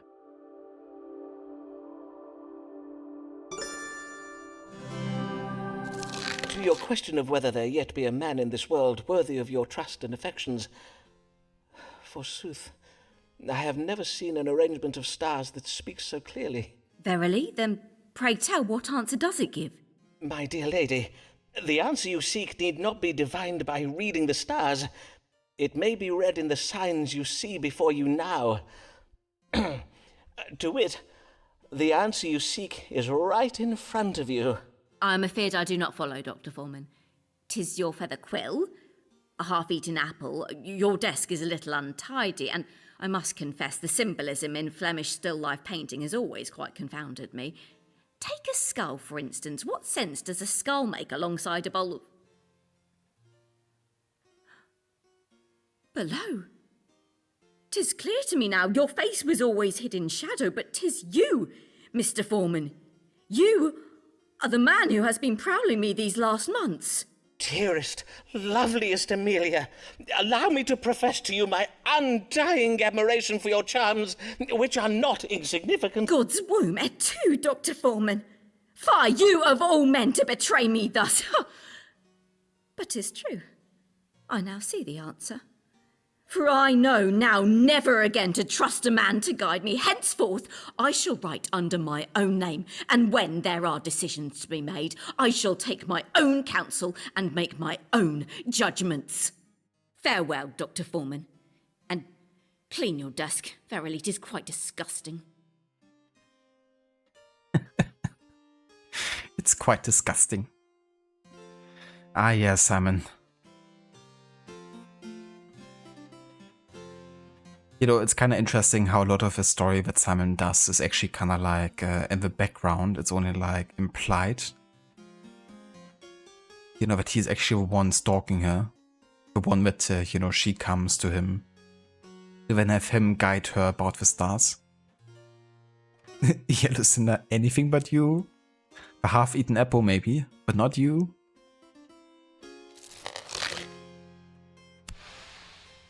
Yeah, and now we're at 85 and we don't get the letter of recommendation.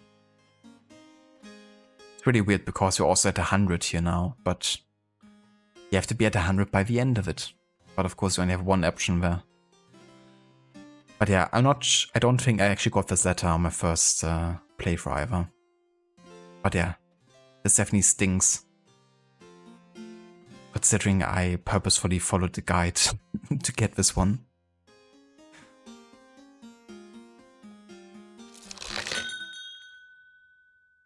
Sir, I must thank you for your diligent care of my husband, Nicholas. Your efforts to disabuse him of his fanciful notions are much appreciated by his family.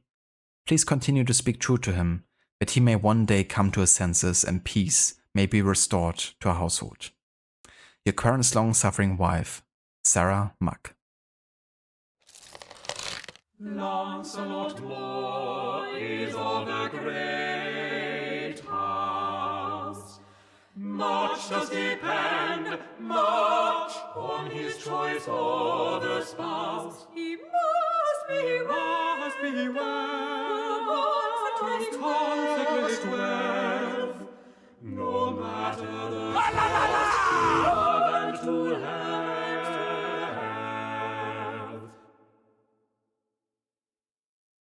Ah la la.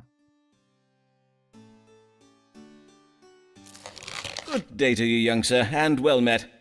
You are Lancelot Moore of Middlesex, are you not? What an honour it is to welcome a son of the great house of Moore to my humble consulting chambers. 'Tis indeed I, Lancelot Moore. I will own it. But hear this. My family is ignorant of my designs in coming here, and I wish them to remain so.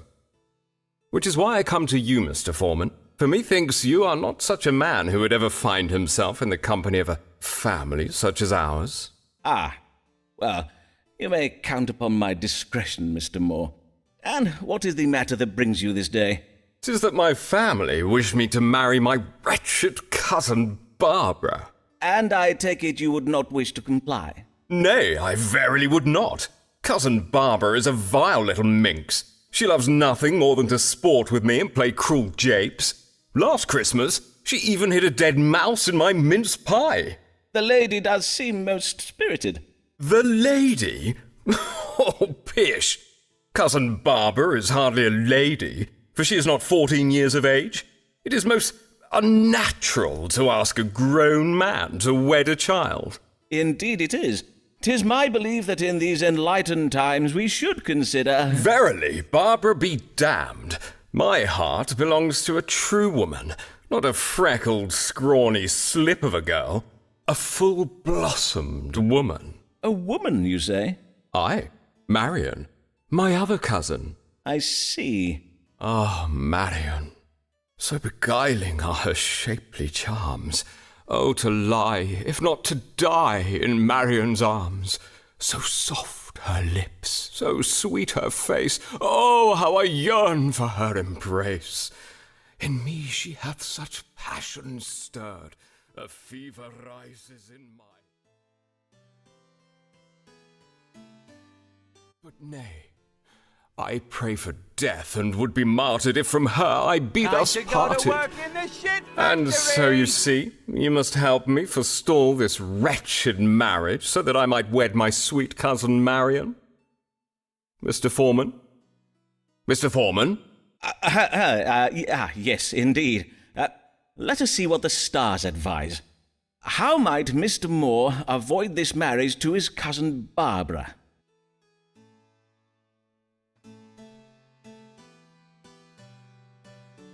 Two hours later. Yeah, that's pretty much the version here of it.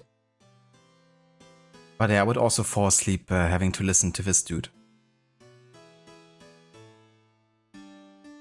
Disco Elysium, indeed, yeah, that's one of the NPC quotes from there, from the Hardy Boys.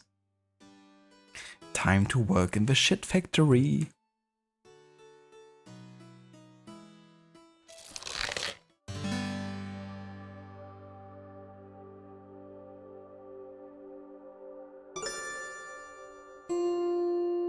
If Moore spreads a rumor about Barbara being sexually active, the marriage plans will be abruptly cancelled. This house suggests Barbara is with child. She may not be as chaste as she seems. An appeal to Moore's vanity may induce him to travel abroad. Moore will be able to extract himself from his engagement once he has come of age and has control over his fortune. Moore should betray his family by serving his country. He should go to war. Or C. What does Moore's intuition tell him about his marriage? Therein lies the key to unraveling his engagement. God's aid will come via cousin Barbara, who is both intelligent and rebellious. Barbara is secretly unhappy about her marriage. Yeah, I don't think she's too secret about it. Hiding a mouse in his pie. Did you miss any mischief? Definitely did, yeah. So we definitely missed out on one of the letters of recommendation, at least for one of the 13 possible ones, I think. With Emilia Lanier. Your favorite character, I think, so far, was it? Basically, it turned out that Simon was actually stalking her for 3 months. And that he was trying to seduce her and she was not having any of it. Who could blame her? Basically, she was asking him, can she ever trust or love a man again? And then he was basically like, yeah, actually I did, stalk you. The letter, Aura. Yeah. The Dark Beauty. The poet and friend of Shakespeare. So we also finished her storyline.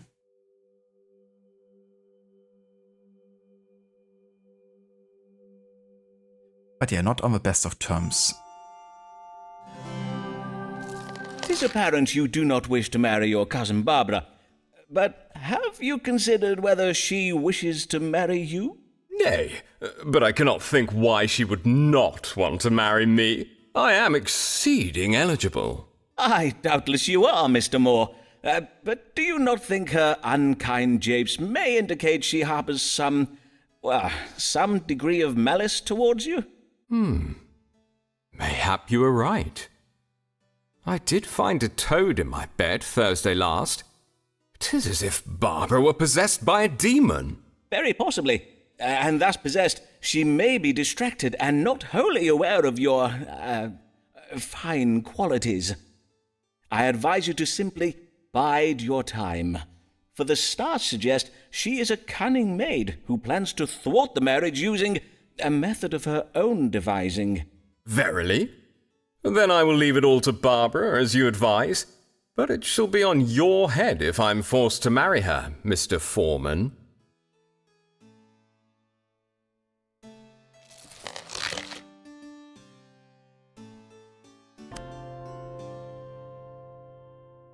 Mayhap I go this night to recite rhyming verse outside Marion's bedchamber. I saw it in a play. It worked wondrous well. Yeah, please don't. Or I guess please go and buffer someone else with your rhyming verse reciting. It toad? Yeah. Hear ye! Spanish Armada nears English coast. Nation prepares for invasion whilst Queen searches for missing navy. Hear ye! As Spanish ships near our shores, the Queen's Crown troops prepare for what promises to be a blood-soaked slaughter of Englishmen by continental Catholic savages.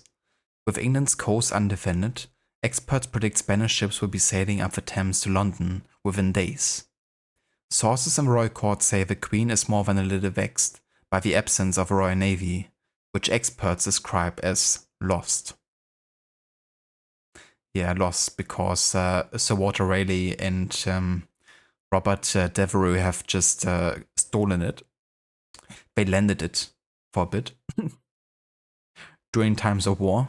Very good timing.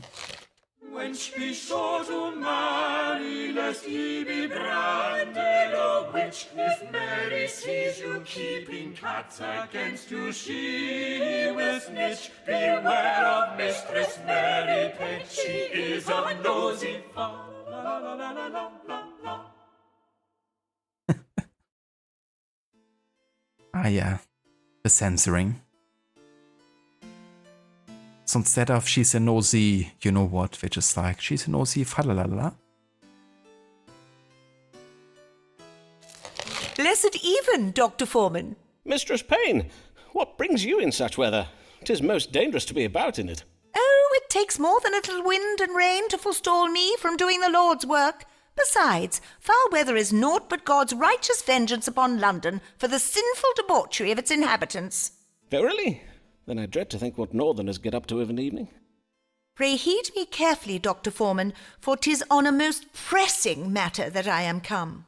Doubtless you have heard the news. The Spanish Armada does sail once again towards England's shores. It seems this latest Armada was most unexpected. Well, as 'tis oft said, no one expects the Spanish Armada. 'Tis very grave this time, for I have heard tell that our own warships are far away at sea, and with our coasts undefended, a Catholic horde may soon be sailing up the Thames to slay us all. Aye, our situation is most grave indeed. But what would you have me tell you, Mistress Payne? I wish to know whether the English fleet will arrive home in time to defend our shores, or might we ordinary folk be compelled to take up arms to defend ourselves? Dr. Foreman, are you ready to beat off the Catholics, come what may? Am I ready to beat off the... prithee, madam, let us pray the need never arises. Perchance the stars will offer us some reassurance. Will the Royal Naval Fleet return home in time to defend England from the Spanish Armada? So time to redeem that on her German summoning.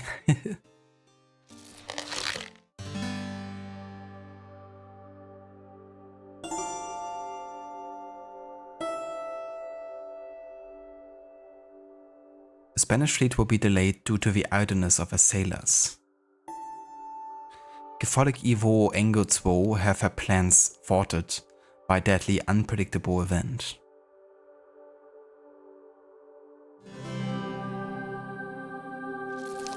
Be no longer afeard, Mistress Payne. The Spaniards are soon to be thwarted. Although the Armada does near our shores, its progress is slow. For, according to the stars, the sailors are most idle in nature. Ah, yes, 'tis a trait oft remarked in continentals. And they will be punished for this sin of sloth, for their lives are soon to be taken by a most deadly event. Glory be! And what nature of event might this be? How will England achieve this glorious victory? A fierce sea battle won by our mighty warships? A triumphant charge of our cavalry brigades? Well, England will use her... let me see now. Yes, these southern continentals will be struck down by England's most terrifying weapon of all, our lamentable weather. Batten down your hatches and wrap up warm, Mistress Payne. A violent storm is coming. That is indeed the deadliest weapon that England has. The weather.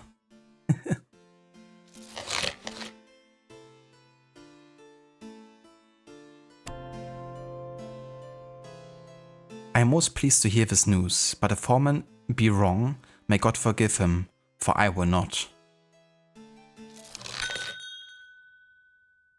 Sir, I must congratulate you on the sterling counsel you gave me in relation to my horrid cousin Barbara, whom my parents did wish me to marry.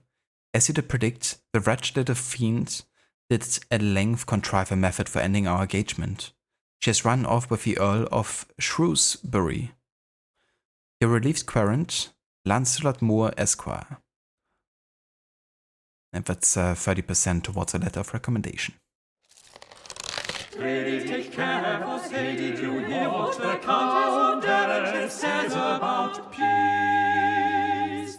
They corrupt your humors and cause cancer tumors, so doubtless they're causing your garnet disease. Good morrow, Mr. Mugg. Back again so soon. And yet your red spots do seem to have faded. Aye, of the spotted fever I am cured, for, as he remarked, those spots have near vanished and no new ones are appearing. But my wife does swear they were the work of fleas, and she beat the rugs and banished the dogs from the house to rid us of them. She'll be beating and banishing me next if she has her way. Well, I am glad to hear you are faring better. What brings you this day? I have a humoral imbalance, and need treating for it. A humoral imbalance, you say? Well, 'tis true that an imbalance of humours can affect a man's mood. For instance, an excess of black bile, which is a cold, dry humour, can provoke feelings of melancholy, whereas yellow bile is hot and dry. I thank ye for the explanation, Dr. Foreman, but I did learn all about humours when I took supper with my friend, Mistress Ollingworth. She has a humoral imbalance and takes medicine for it. Hence, I am come this day for medicine to treat my own imbalance.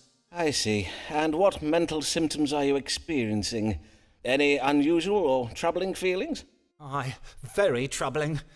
Why, I find myself a fretting and a pacing all the day long.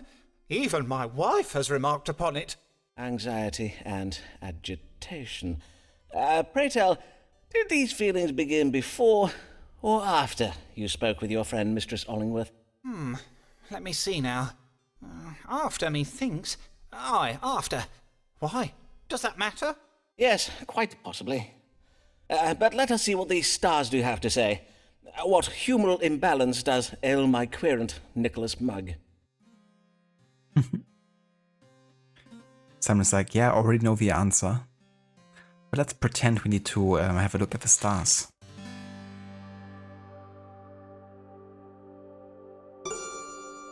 He's suffering from constipation and a related psychological condition. He's mildly choleric. A humoral imbalance of choler can occasion symptoms of anger, impatience, and irritability.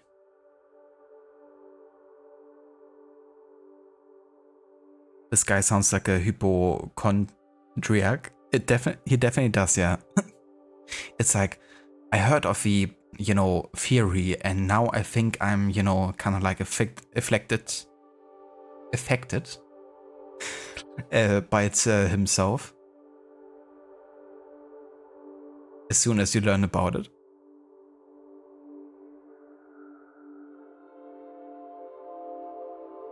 So now I hope that the guide will actually still give me the right answer, because according to the guide I should have already gotten the letter for him. It still says that I have to use Cancer here as the correct choice. But it doesn't give me any plus information because, yeah, according to the, guides, we should have already gotten the letter here, I think. But yeah, they say Cancer, so I'm just gonna go with it and hope it's the right one.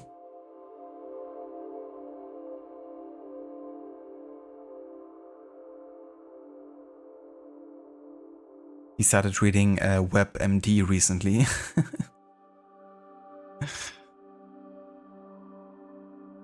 And now he thinks he has all sorts of illnesses.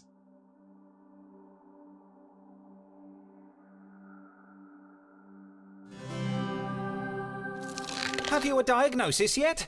This day I am to dine with Mistress Ollingworth, and I wish to tell her all about it. Aye, 'tis done. You have a choleric temperament, brought on by a minor imbalance of yellow bile. It does oft induce feelings of irritability and impatience in the sufferer, and in severe cases, it can provoke outbursts of anger. I see. How very interesting. We must counter the excess of this hot, dry humour with wet and cooling elements. Take this powder of violets and salt and boil it in some water. Then you must drink the infusion once it is cooled. I thank ye for this medicine, Dr. Foreman. But may I trouble you for twice the dose of it? For if the symptoms be what you say, I think my wife had best be taking it as well. He's just gonna diagnose his own wife now.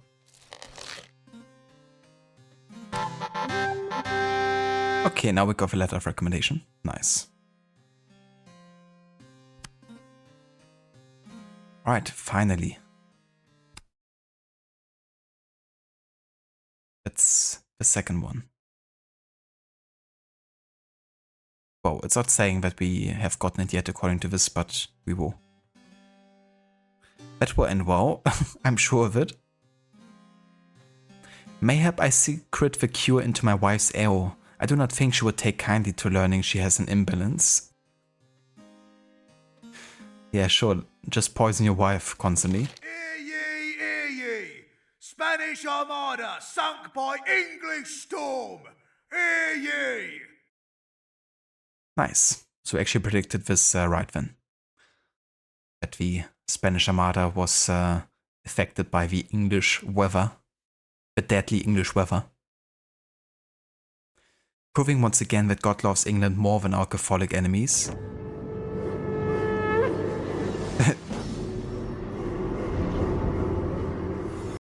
Nice, I like that one. It's fitting because also kind of like a success sound as well. The Spanish naval fleet has been defeated by a mighty storm that has been raging in the English Channel for nigh on 3 days. What remains of the Armada has fled back to Spain. Beachcombers are advised to wait for the storm to abate before looting corpses that have washed ashore. Here comes a son of noble birth. Know you how much his father is worth? For such a boy advantage is bought, entitled to much, deserving of naught. Oh, sirrah, I have dire need of your counsel. Pray calm yourself, sir, and tell me of this urgent affair. Oh, verily, 'tis most urgent. A fair maiden has my heart, a maid with hair of shining gold and eyes so blue the finest sapphires grow pale with envy. But she is a most pious and demure in nature, and has many other suitors. How might I win her favour? Golden hair? But in our last consultation... let me see here in my notes. Yes, you told me your heart belonged to a maid with hair of onyx black that doth make the finest ebony go grey with envy. You mean my cousin Marion? Pish! That was naught but a childish fancy. I bid you, Foreman, pray focus on the matter at hand, for if you do not help me win my true love's favour, my bursting heart will tear asunder, my soul will wither unto... Aye, as you will. let us see what guidance can be had from the stars. How may Lancelot Moore win the heart of this golden-haired maiden? Valhalla had some great music, something to look forward to when playing it. Absolutely, dude. It's something I also always look forward to in the game. I just love, having Sarah Schachner and Jesper Kidd come together for soundtrack 2. Just two absolute legends in the AC series, and I think they really knocked it out of the park with Valhalla's soundtrack.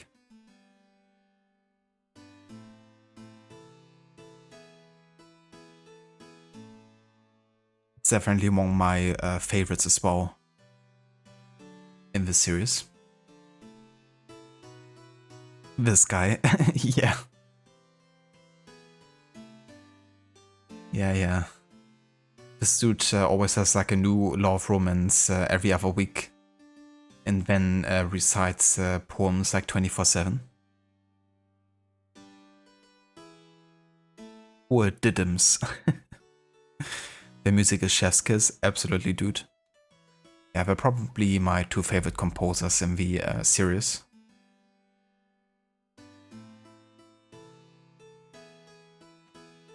Hello there, dudes, welcome in.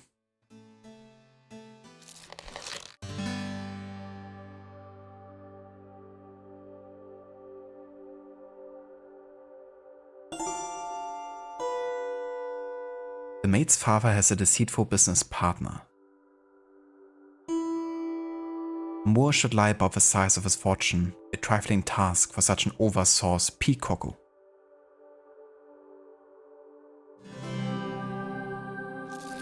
Twould seem the fiercest rival for the maiden's favour is one of her father's business partners. He is a deceitful knave who tells the father lies. You must best him by telling even greater lies. Tell her father you are much wealthier than you verily are, and he will surely favour your advances. A father's business partner, you say? But is he not? Oh, God's teeth! The man is her uncle. If he seeks to wed his niece, I do not think it right. Fie, 'twould be very wrong. I will go to her father and tell him it is better he favour me than bestow his daughter's hand on his own brother. I bid you good day, Foreman, for it is most urgent that I deliver the poor girl from such an unnatural fate. Yeah, very unnatural. But if he's seducing his cousins left and right, that's totally good. You wonder who will be doing Hex's music? Me too, yeah. It would be interesting if they bring a new composer on board, or if they will go with, maybe Sarah Schachner again, because the team behind Hexe has definitely worked with her now on a few occasions. I mean, she was on Black Flag as a musician and doing some small compositions, I think. And then Origins, of course, also by the same studio. Then Valhalla again by the same studio. There's definitely like an ongoing engagement, I think, with her. So I feel like it's definitely possible that she might be involved again. But it would be interesting if, if she's going to be involved, and if maybe they go for like a double or triple composer team again. Personally, I would say I would like it if it's at max 2 composers working on it. Ideally, even only one, because actually I think I prefer if it's only like one composer who, is in charge of the entire like soundtrack. I still, love other games that had 2 composers and then individual work. But yeah, it's of course like more difficult to make it, still like seem like it's part of the same like vibe, I guess, if that makes any sense. But yeah, I look in general just very much forward to hear more about Hexe and how that game would turn out, because that's kind of like what I have a lot of hopes on at the moment for the future of AC, because I feel like there's a good chance that they will, actually try something new and fresh, hopefully.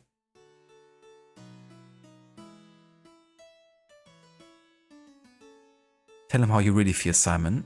He should. This guy has a lot of room to talk. Yeah, it's like...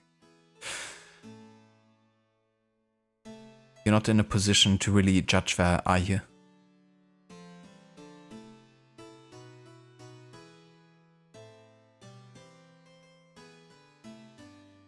I was about to say, Ava, like, holy shit, did your car actually crash?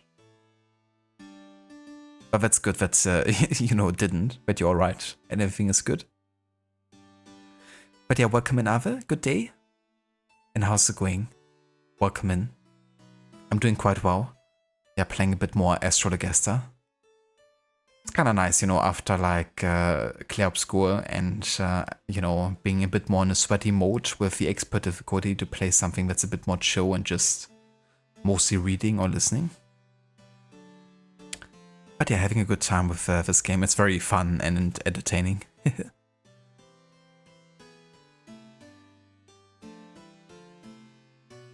It seems that it will have potential for some kind of horror music as well.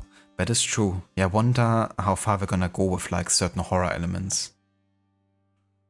I'm definitely not opposed to it, you know? Like, it doesn't have to be like a staple of a series or anything, but if it suits the game, you know, and a really dark setting, you know, then why the hell not? I'm at this point very open for, you know, Assassin's Creed to try something new. And, you know, if it kind of like suits the setting and the type of game, then I'm definitely open to it.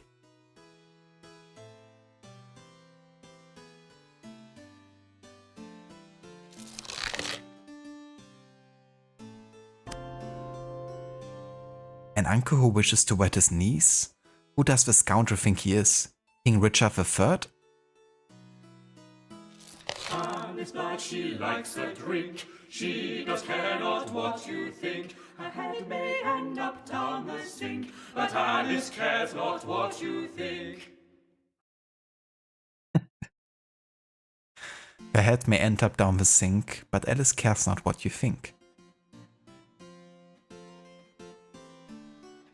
The 30-minute delay was due to a crash. Chat showed you earlier messages at first, and you noticed your name. Ah, gotcha. Yeah, we kind of were talking about an expedition to the New World. And then I was kind of like talking about an expedition. Expedition 33. And that's how we kind of like thought of you. What is this? So, you have kind of like encounters. Well, I'm gonna start from the beginning. You play as a doctor during the Great Plague of 1592 in London.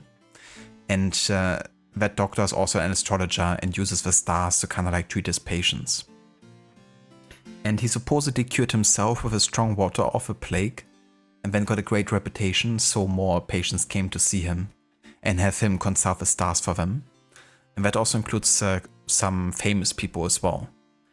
And he's an actual real historical character that still had the case books been preserved to this day for the Cambridge University, which also eventually gave him the medical license. And this game is kind of like a best of comedic story of the different cases that he had.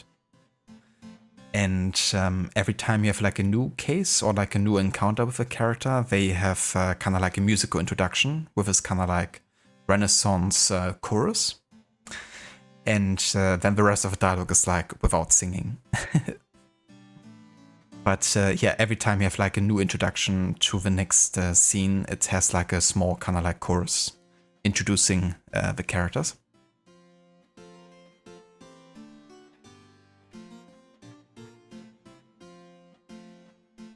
So yeah, it has like a musical element, but it's like only for the introduction really. From one musical to another.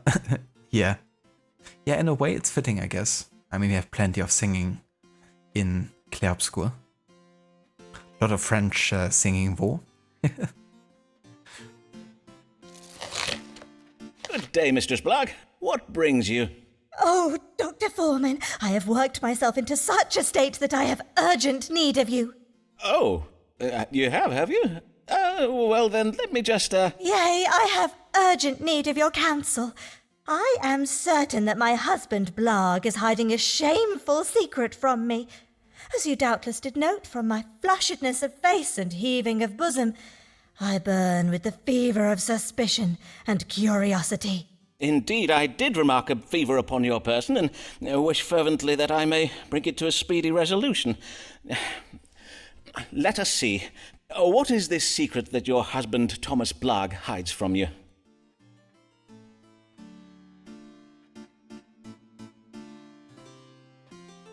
Thank you so much, Rod, for being here and for joining us today.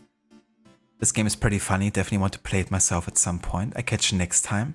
Catch you next time, Rod. Thank you so much for being here. And yeah, it really is.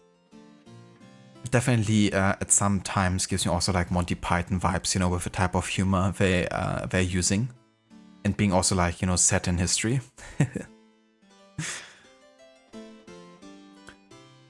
But I really hope you have a good night, dude, and a good rest. And yeah, for anyone who hasn't checked out Rod's channel before, if you're watching, definitely consider checking out Rod's channel.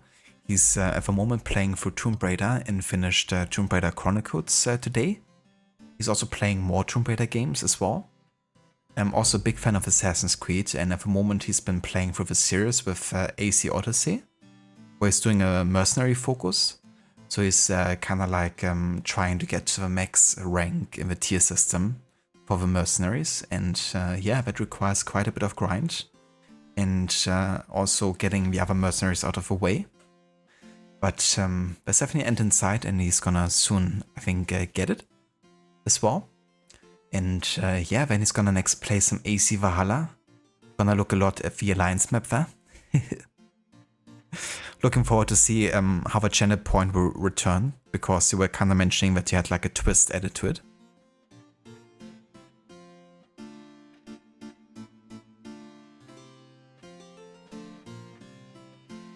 I want to see the Alliance map.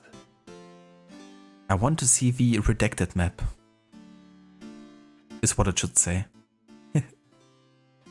Love Monty Python's humor, so this is definitely up your alley. Thanks so much for the shoutout. No worries whatsoever for the shoutout either, dude. And yeah, absolutely, I love Monty Python too. It's always good seeing like, you know, more humor in that kind of like style.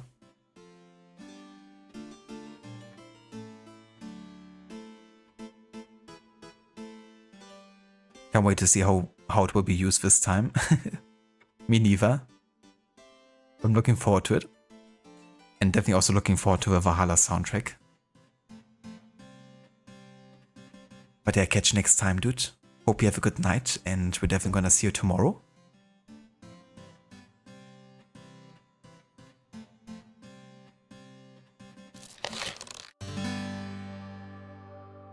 What secret is my husband hiding?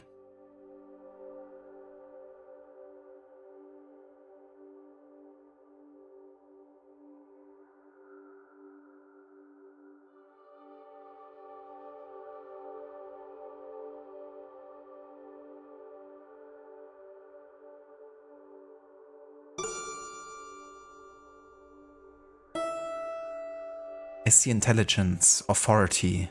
Yeah, verily. Alice is impressed by my authority and intelligence. The secret relates to a sudden transformation in fortune. Surely this refers to the Spanish treasure expedition Alice's husband invested in. But would it be right to reveal what I know to Alice? Alice's husband has been carelessly optimistic with the family's finances. Alice's husband business instincts are misdirected.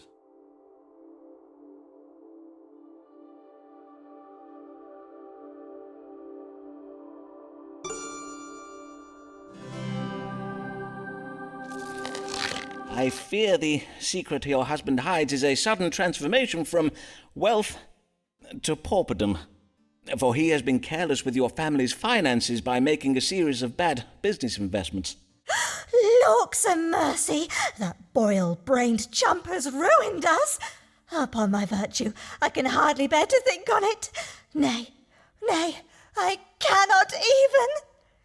Say, is that medicinal wine I spy on the shelf behind you, good sir? Prithee, pour your patient a dose of it.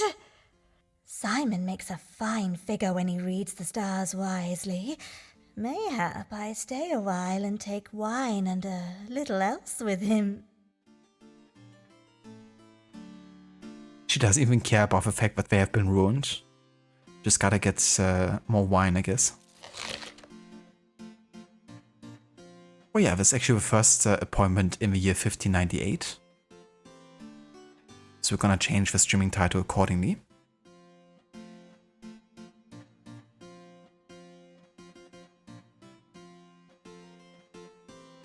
Another year passed. Coitus post consultatio. That's quite interesting because it wasn't really that implied that it was gonna happen. I mean, it was implied by the stars, you know, the fact that Simon thinks of himself as like intelligent and that she's also, you know, convinced of it, but yeah. But yeah, this is quite accurate to the real Simon Foreman, indeed.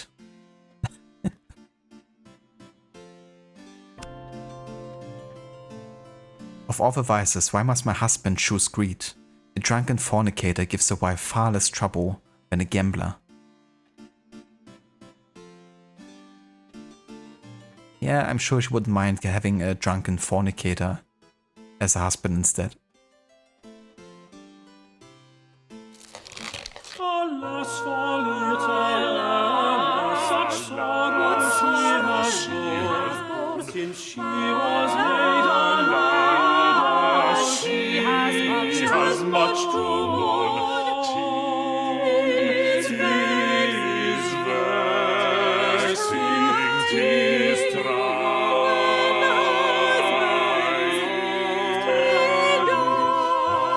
Alas, for Lady Anna, such sorrow she has borne. Good day, Mistress Delamere. Good day, Dr. Foreman. 'Tis Lady Dyer now. I remarried after poor Mr. Delamere passed. Verily? Oh, I am full sorry to hear of your husband's demise, my lady. In truth, the circumstances of his death trouble me still, for my husband was hanged, Dr. Foreman. By the saints, he was? Aye, indeed, for I took him to the hangings at Tyburn, as you advised, to cure his quinsy with the hand of a fresh corpse. But there was some confusion with our transport, and my husband somehow found himself in the same cart as the men who were to be hanged. And try as we might, we could not make the hangman heed our protestations. Oh. On my word, I did never hear of so tragical an error. Oh, what a ghastly business. You must have been most distressed. Yes, I was. So I hope you will understand why I worry for the health of my new husband, Lord Dyer. Mayhap 'tis naught at all, and yet... And yet you would wish to know so that you may rest easier. Why, of course, my lady. Pray, describe Lord Dyer's troubles to me, no matter how trifling they may seem to you. Well, I have noted that my husband awakens many times in the night to make water. Mayhap 'tis the reason why he tires so easily during the day. And he does oft complain of thirst and hunger, even after meals. Frequent urination, tiredness, dog-like appetite, and thirst. Be there anything else? There is also a small wound on his hand. It does not appear grave, yet it has not healed, even though it be some weeks since he cut himself. A wound that will not heal. Then let us see what the stars have to say. Be there any grave illness troubling Mr. John Delamere? Methinks you mean Lord Henry Dyer, Dr. Foreman. I beseech your pardon, my lady. What illness troubles Lord Henry Dyer? Geez, another husband bites the dust for her. Would be a shame if it happened to a third one, right? Wow! Damn, man, look at that, look! Indeed, look at that. God forbid a man stay hydrated. I know, right? Never has 2 cups of coffee at home. Yeah.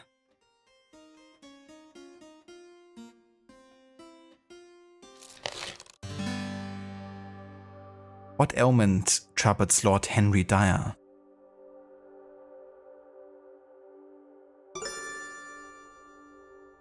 He's troubled with a diabetes. He's bewitched. Or he has a gangrene in the hand, characterized by an inflammation caused by corrupt blood. He's a diabetes.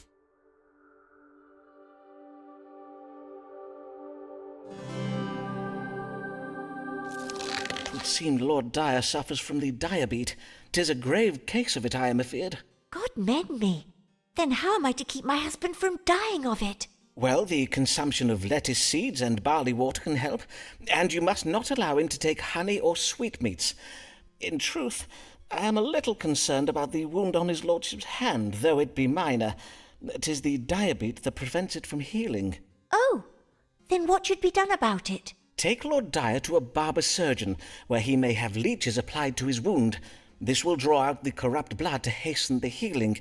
But prithee, be sure that your husband never cuts himself again, for the corruption of blood such cuts occasion in a sufferer of the diabetes, well, they oftentimes prove fatal.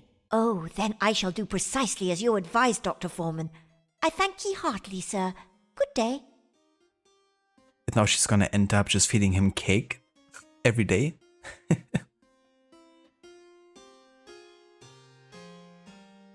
The Beatus. Simon hasn't figured out her scam yet, and I love it for her. I like how happy she looks like. She almost has that kind of like South Park smile. Leeches? Indeed. Yeah, one of the first time I actually have leeches being mentioned here as a treatment. But yeah, gotta get your daily bleeding. Gotta get the corrupt blood out. Of course.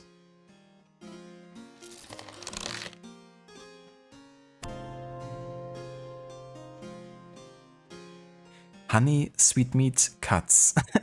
Yeah. Already compiled the list to get from the grocery store. Amazing. Here comes Avis Allen, she must love fallen still. Why else would she have come here? Mayhap she's gravely ill. Good day, Mistress Allen. I hear a child was lately born to you. I trust he is well? Yes, indeed. God has favoured us with a healthy boy. He is a true blessing to Mr. Allen and me.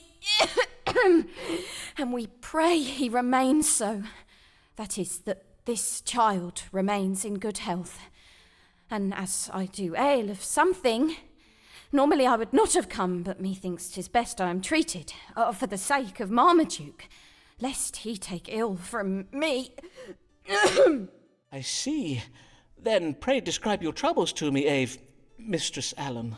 Well, in truth, 'tis but a cough, but indeed at first I thought 'twas naught but a chilly cold, but 'tis many weeks now, and it lingers still.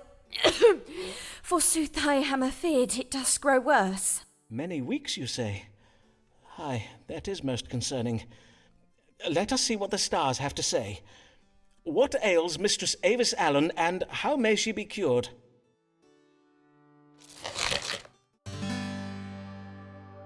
So this is another choice, as all choices are with her and with Simon himself, but it doesn't really matter what you choose.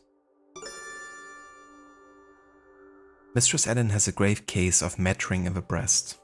This suggests a mild deficiency of blood in the body and a mild imbalance of yellow bile.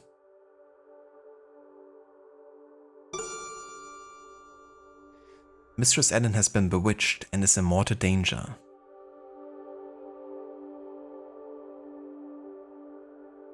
Still better than AC Shadows. Gotta say the dialogue is very 1500 to 1600s. It definitely is, yeah.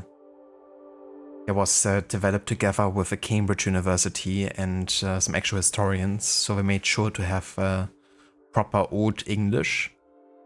But at the same time, they also mix it with modern English at times for like comedic effects.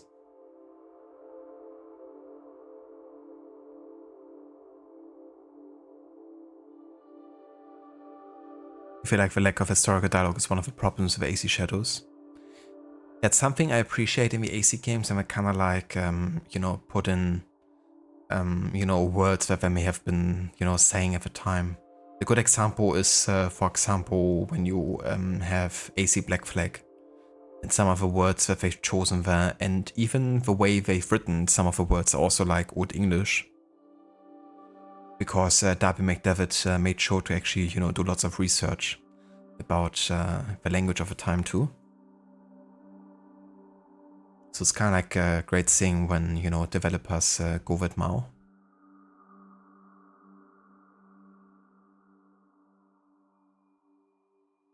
But yeah, Black Flag was quite good in that regard, I think.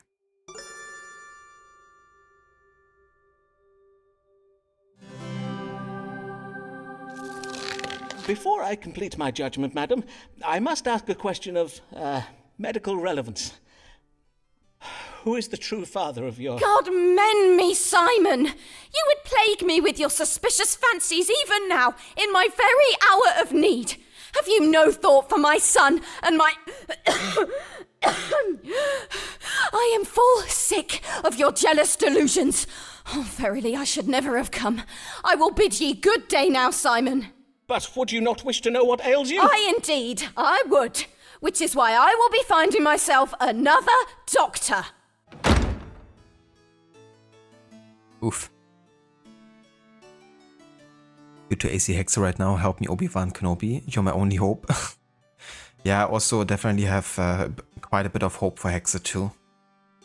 But yeah, it will be tricky, because you don't really know that much yet about it.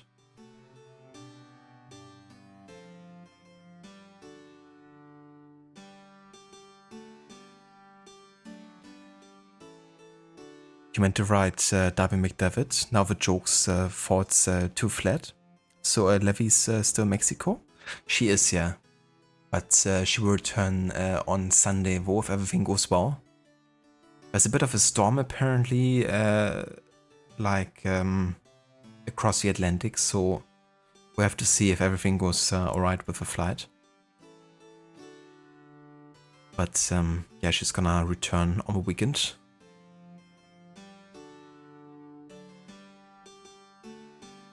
That look still on his face. Yeah. It's like, fuck, what have I done? But yeah, Levy has been saying she definitely missed vegetables. Because in Mexican cuisine it's like lots of carbs and meats and stuff. But not a lot of vegetables. Usually you would have like cilantro and onions as your choice of vegetables.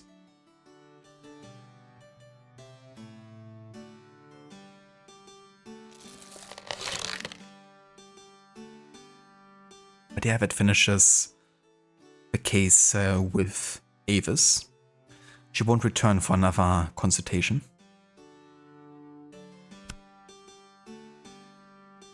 I will find myself a true physician, a doctor who has a medical license. When the story seems both crucial facts left untold. When the story seems both crucial facts left untold. When Foreman protestis is put to the testis. Ferraro, Signor Ferraro.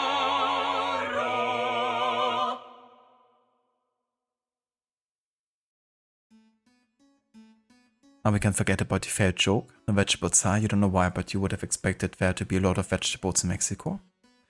Yeah, I mean, there definitely are, I guess, but yeah, the food is definitely quite heavy on lots of corn products, which, I mean, I guess is a vegetable.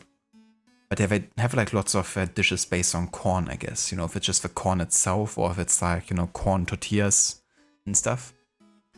And the Spanish colonists, they brought like a lot of, you know, animals that didn't actually exist there before, right?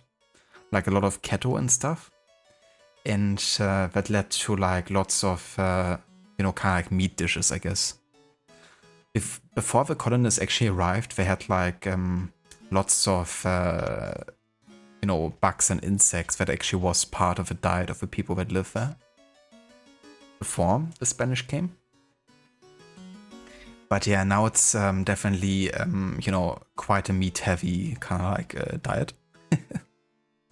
You know, lots of tacos with, you know, some sort of like meat filling. But I mean, you know, you can still like go in the supermarket and it can still get like vegetables and stuff. But I guess when you're visiting and you're like eating out a lot, then it might be trickier. Yeah, honestly, like Mexican cuisine is still like one of the best in my opinion.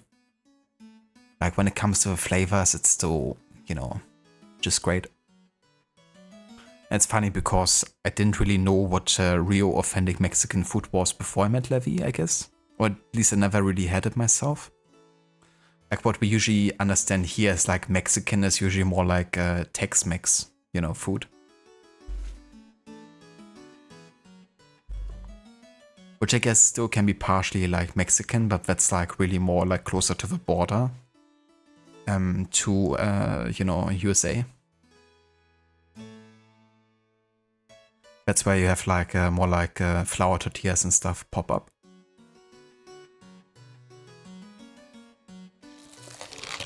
Good day, Signor Ferraro.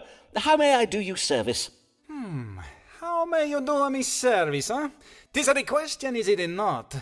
I do hear you offer many different services, huh? Not just in medicine, for you are a dottore of a special kind, one who gives answers to all the problems, see?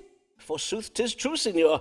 In my practice, I endeavor to treat the whole man, mind, body, soul, the location of his missing household items. All are connected at a holistic level. I take it this time you are come about a problem that does not pertain to a bodily complaint? See, 'tis my mama. She does worry night and day. She say, Ricardo, you must go to the wise man who reads the stars and have him tell you what your future holds. I say, Mama, if it'll make you happy, I will go to Signor Foreman and ask him. I see. And is there any particular reason for your mother to be thus concerned? Be you faced with some kind of imminent danger? A particular reason, you say? Nay, Signor, she needs no reason to worry. Mia madre is an Italian mama. Ah, yes, of course. You see now, huh? She is not like these London mamas who make the children live in a cupboard with the dog. Well, then, mayhap the stars might offer your devoted mother some comfort. What does the future hold for Ricardo Ferraro and his mother?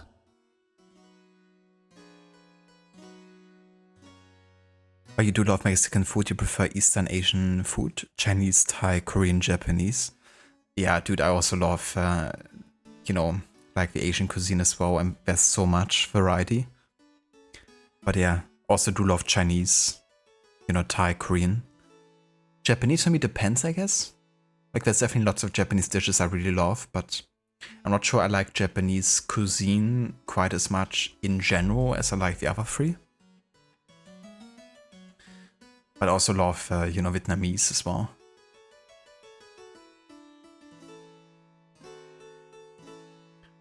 Don't remember if you told me, but you finished season 1 of Better Call Saul. Why does Trevor always have beef with Michael? Nice, you've seen that scene. Oh, it's so funny, you know, having the actor of Trevor star in kind of like a similar role almost, you know. Like kind of going on a job. And it's really funny because the dude that they do the job for, you know, who's kind of like a bit pathetic, who's selling the medicine, he also seems like he's kind of like at least visually inspired by Lester, the other character from GTA 5 who's kind of like a hacker who helps you on the heist and stuff. At least people have been pointing out that he looks quite a bit like, you know, Lester does. But yeah, it's really funny, you know, having the actor for Trevor return in like a similar kind of like setting and like role.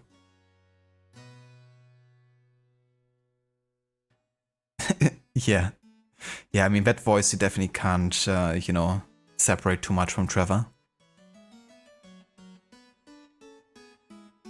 But yeah, it's not gonna be the last time you're gonna see him either.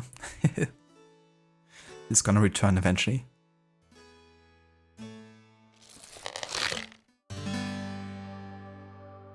What does the future hold for me and my mother? Riccardo Ferraro is not being honest and soon his deceptions may be discovered. My relationship with Senor Riccardo is about to undergo a sudden transformation. Riccardo Ferraro is an authority figure who holds a position of responsibility at a learned institution. That is correct. Or, a young man who's in a relationship with Senor Ferraro's mother is a hypocrite who will betray her. Ferraro will one day inherit an agreeable sum from his mother.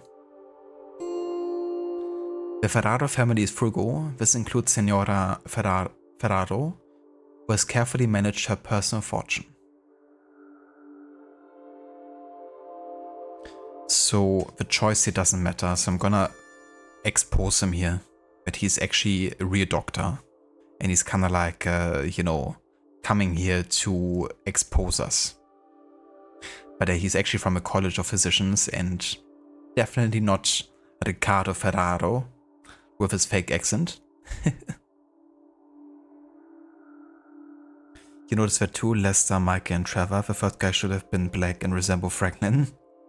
Yeah, that would have been definitely quite on the nose. But it's cool having, these references to GTA 5 there. And I don't think it's gonna be the only reference to GTA either.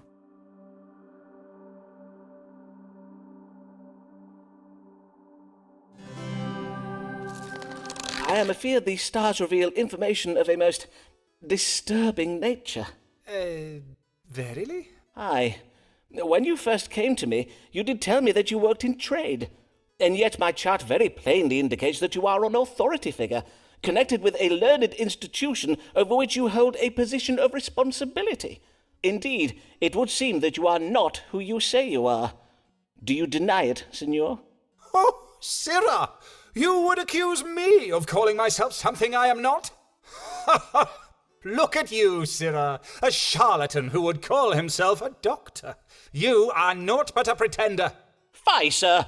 It is you who are the pretender, for 'tis clear you are not the merchant of Venice you pretend to be. Who are you? What is your true name, sir? You will know it in time, sirrah, for we shall meet again. I bid you good day, Dr. Foreman.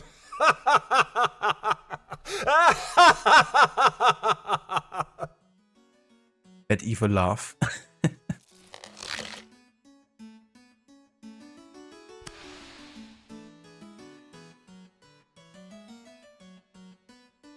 Now I have all the information I need for my report. That laugh? Yeah. Sir, it is with much sorrow that I will write to inform you of the death of my dear wife Avis these 2 days past. Her new doctor could not save her, even though he held a medical license and was thus highly skilled. Although you are no longer my wife's doctor, I am grateful for the kindness you have shown Avis over the years, and I know she was too. Indeed, she spoke of you in her final words, saying, "Oh Simon, forgive me, Simon," or something of the like. Doubtless this expression of guilt was in reference to a bill for your services that she had not yet settled. How like my poor wife to have been thinking of her obligations to others until her very last breath. I enclose with this missive the sum of 1 shilling and beg your forgiveness for late payment. Your most assured friend, William Allen. Weep not for my path with thy tears, for you and Davis shed good years. Waste no more hours on and shame. 'Tis time to find someone to blame.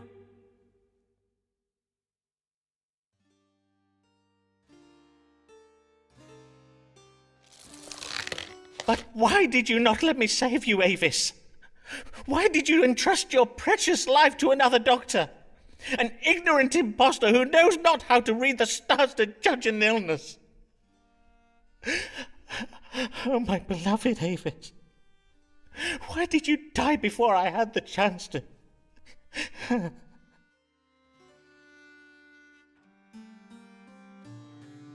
Yeah, you're not wrong there, Aura. But yeah, I mean, she went to a real doctor, so it's a question of, whether Simon could have actually done something or not. But yeah, he still shouldn't have been, like that with her.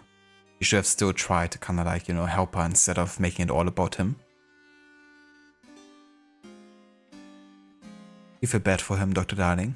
That's totally fair too. I mean, like, I feel like I can definitely still feel bad for someone who maybe not have, acted appropriately at all times. And I mean, I also feel bad for him, for having lost someone he clearly, cares about.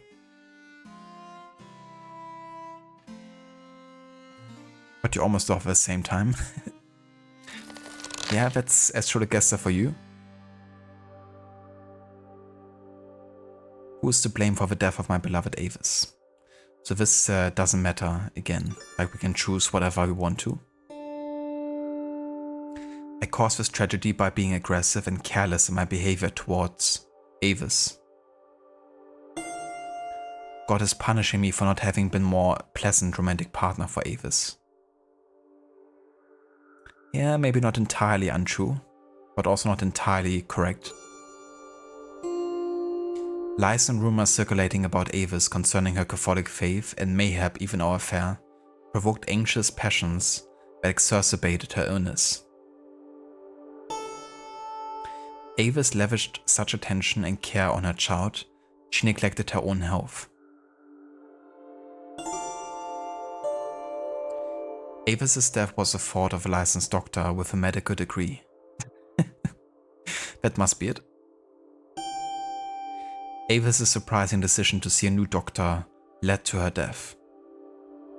Okay, we're not gonna blame another doctor, we're not gonna blame the Catholic faith or Protestant faith either. We're gonna blame ourselves.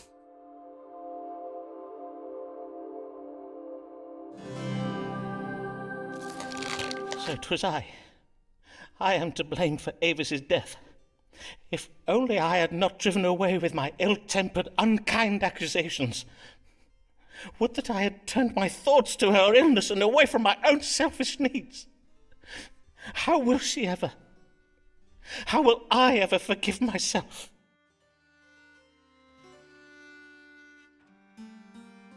Yeah, for sure, Ave. It really hurts a lot for, him to hear that, because he really busted his ass, to kind of like not only, do it the right way, Like, of course, yeah, he was, slipping Jimmy and maybe still is to a degree. But, he tried really hard to be just as what Chuck wanted, And at the end, he's still getting betrayed. And especially after everything he's done, like as I say, he helped him every day for, 1 year. Which is kind of crazy, to have like a full-time job. Actually, the kind of full-time job that he has, which is more than a full-time job. And also to care for your sick brother, every day.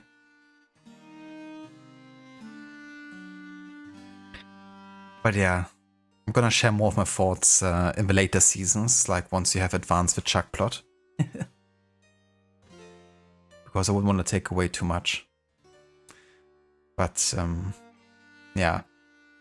It's definitely very unfair towards, Jimmy.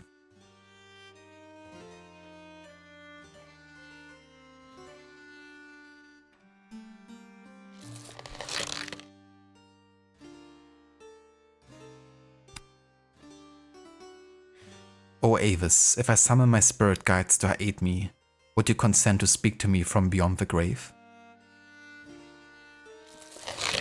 When you are shook by something in a book where it says that you might have some rare malady, see Dr. Foreman, be sure to inform him you have it on very good authority.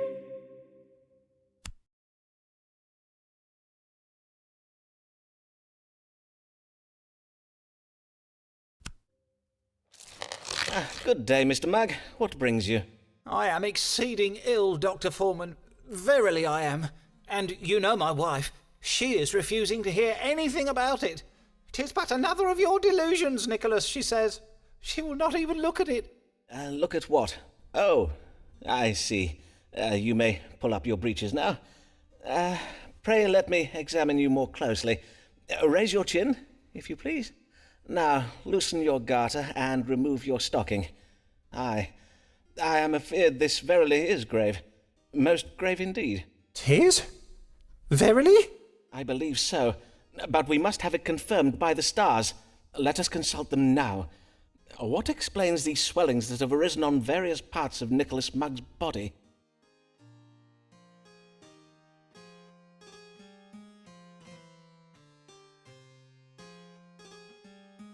B for betrayal was to Rio. Oh yeah, with the whole bingo thing that he did, right? Yeah, I remember.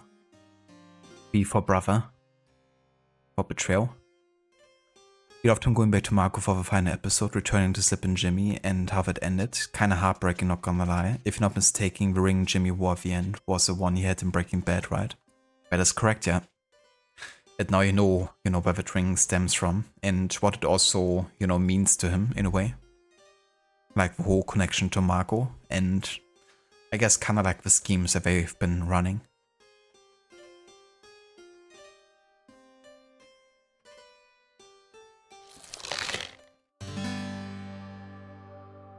I have pustular swellings on my body, what ails me? Scrofula, a disease characterized by swellings and nodules around the lymph nodes and behind the knees. Of a plague, a disease characterized by swellings and boils behind the ears, under the armpits and in the groin. Yeah, I don't think it's time of a plague anymore, right? We're now 6 years after it broke out, and the real doctors have actually returned. Let's go with Scrofula. There's another choice where it doesn't matter, and where we also have already gotten the letter of recommendation either way.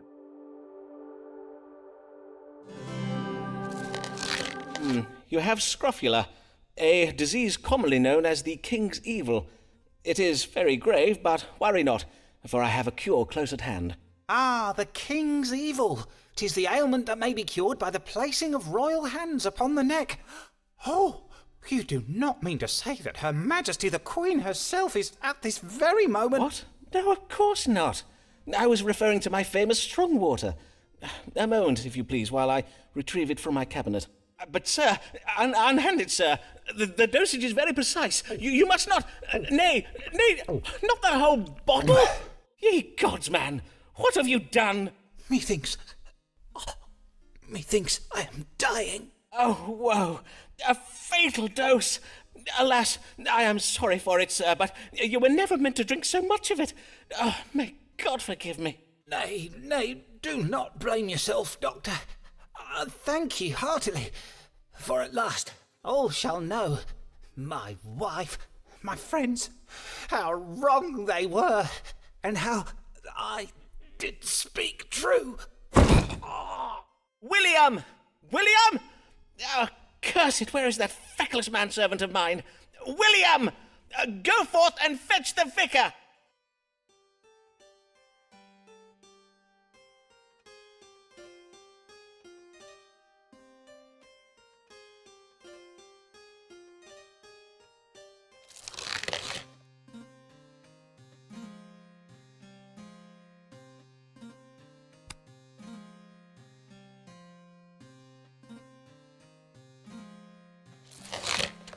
Mr. Foreman, you have been called before this assembly of the College of Physicians to answer the charge of practicing medicine without a medical license.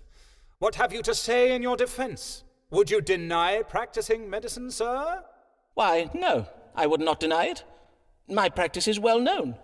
Indeed, since I helped cure the plague of '92 with my strong water... Then you admit you have committed this most grievous offence. Ah, Well, 'tis true I'm not technically licensed, but I fail to see how... You fail to see? Then permit me to enlighten you, sir. A medical license assures the residents of London that a physician has the necessary education and skill to treat them. By practicing without qualification, you have not only broken the law, you have endangered the lives of your patients. Indeed, we have received reports that a man by the name of Nicholas Mugg, a wig-maker of Silver Street, has lately died under your care. Aye, well, that was most lamentable, but not my fault, sir. Mr. Mugg took a far greater dose of my strong water than I advised him to. He chose the dosage himself. In truth, one might say that the cause of death in this instance was, well, Nicholas Mugg practicing without a medical license. Silence, Mr. Foreman! Your impudent japery may well be suffered by your patients, but it will not be tolerated here. I do apologize, Mr. Smith. Besides the death of this patient, we have gathered ample evidence of your malpractice, Mr. Foreman. Indeed, we have had this illegal operation of yours under observation for quite some time. 'Twas you, Riccardo Ferraro, the merchant from Venice. All along he was you, Richard Smith, the Queen's royal physician. Then I take it, Mr. Smith, you were unsatisfied with the medical care I gave you? Sir, we are well aware of your occult practices. What you so boldly call medical care was naught but advice conjured up by means of dark magic. You have no understanding of physic or astrology. But my knowledge of both physic and astrology is unparalleled. If that is so, then doubtless you will happily submit to having your knowledge examined before this assembly.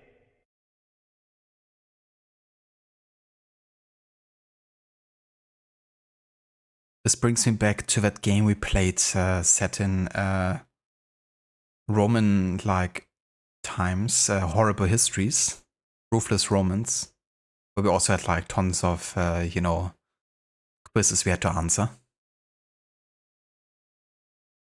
But yeah, there he is, Riccardo Ferraro. His true identity. Okay, first quiz. Which planet or star represents authority?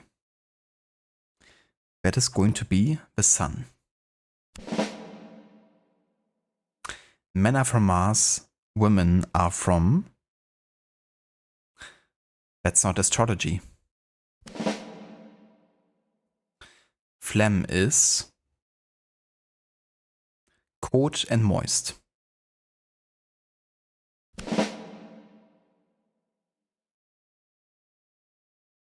Are we gonna watch some more Better Call Saul before heading to bed? You're starting to get retired and kind of want to go for at least one episode today.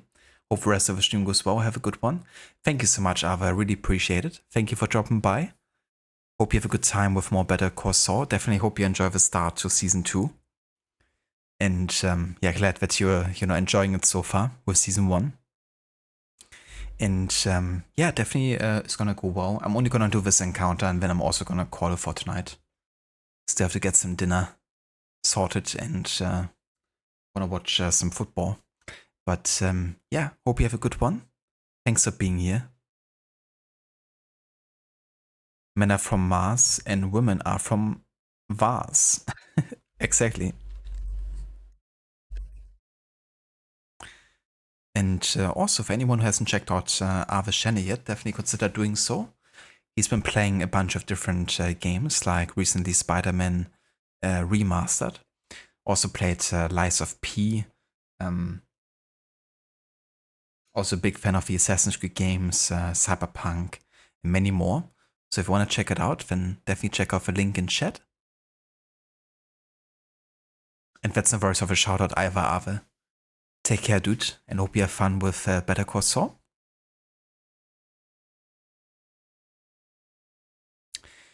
So which zodiac rules over the privy parts? Scorpio. Silence! Simon Foreman, it is apparent your answers were given to you by demon spirits that you have been communing with under the table. Constable, shackle this man and take him from hence to jail. But, sir, this is most unjust. Pray afford me the chance to unhand me, you rogue.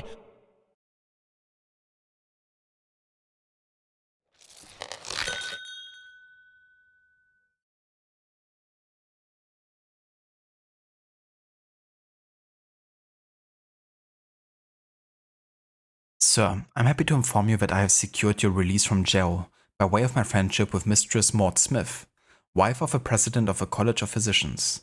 We have contrived to have her husband believe that you enjoy the favor of John Whitgift, the Archbishop of Canterbury, and that the Archbishop plans to grant you medical license. But whilst you will be freed this day, our ruse will not hold for long, for Maud says the college intends to write to Archbishop to warn him that you are a charlatan, and to urge him not to grant you a license. Your most assured friend and querent, Alice Black. Alright, and this is gonna be everything we will be doing for this stream of Astrologaster. So I anticipate it's probably gonna be another stream of about this length and the first stream to get to the end of the game. Maybe a bit longer because I think I'm actually taking things a bit slower than I did in my first playthrough. But yeah, definitely anticipate that we will be finishing this game on Friday. Because Friday also will have some time to stream for longer, I think. And yeah, who knows, if we're gonna end up finishing this early, then we might also make a start on the next game in the Historic Order run. Which will be Hellish Quad. A game that focuses a bit more on fencing and fighting, and will be very short. It's just gonna be a very short stream actually of playing the one chapter scenario. But yeah, it's gonna be next after Astrologaster, so a bit more action again and a bit less story. No verse of a stream, Aura. Thank you for being here and for joining us today. And thank you everyone so much as well for joining us today for more Astrologaster. Let's have a look who's online and who we could raid today.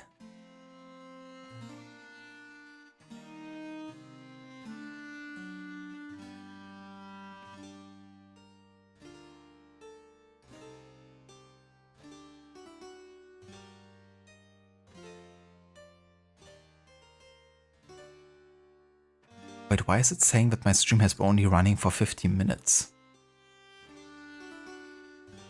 Did YouTube actually split my stream into two?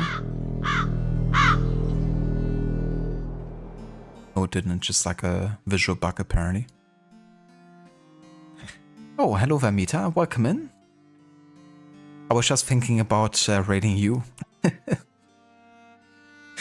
was just like looking, you know, who's online, who can we raid? And I saw like, oh yeah, Amita's actually playing some Need for Speed Heat. Classic, isn't it? Welcome in, Raiders. Hello, Vades. Good evening. Welcome in. Hello, Valon Star. Good evening. Welcome in. Stream ending soon. Yeah, pretty much in this instant. Right on time. Yeah, I was kind of hoping that you might still go for a while longer. But that's fine. I mean, if you have another one that you would recommend, Amita, we can, you know, send that raid to another streamer. But yeah, how was the stream, Vo? How did Need for Speed go? Did you make good progress today? The raidception, exactly. I definitely had that happen a few times, you know, like raiding and just at the end. What also had happened is that I actually saw that someone was still online streaming and then raided, and then they had actually ended that stream just like seconds before.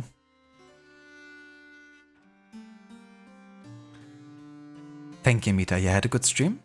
Made some decent progress. Had many more obscure kind of like cases to deal with. Unfortunately, it turned out that the guide that I was actually following apparently wasn't a good guide. So I ended up missing on letters of recommendation. I still think I can get all the ones that I require to actually get the medical license. But yeah, it's a bit annoying, you know, because I was like purposefully following a guide for once.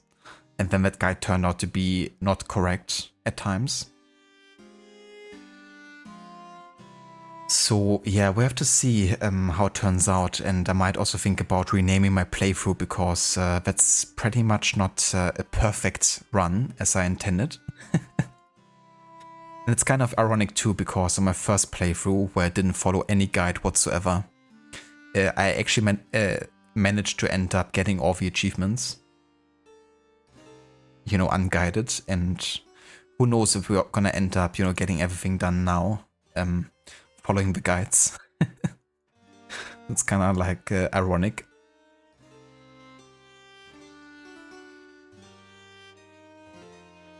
It went well, but lots of rage. Managed to get to level 45. Damn, dude, that's good progress for. Getting to level 45. But yeah, I don't blame you, dude. Like, some stuff can definitely be bullshit.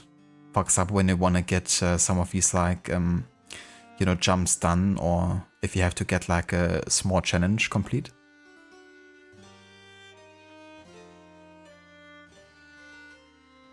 Today was the opposite. You left, Amita arrived after. Just came back to tell me you dropped a big what the fuck video on my Discord. I'm gonna check it out in a second, Ava. Thank you for posting it. Yeah, it's like definitely reverse day today then. Usually would be like Ava arrives and then you know, Amita has to end the stream. Obscure, huh? Indeed. Hate when that happens. Yeah, it's definitely annoying, you know, because it kind of puts some trust in the guide to actually, you know, be, you know, helpful in guiding you. But yeah, it happens. I mean, I'm not gonna be too worried about if it's not gonna come to that. It's just annoying when you kind of like plan something and it doesn't really work out that way. You two, Ava, have a good one. Hope you enjoy the start of season 2. You did more races today because they give more points, but sometimes when you want to use the hand brakes, they don't work. That's really annoying. Yeah, it's a very arcadey kind of like feel for the racing. That can definitely have an impact on, like, you know, drifting and handbrake too. I definitely also had some issues, especially with the day races in that game.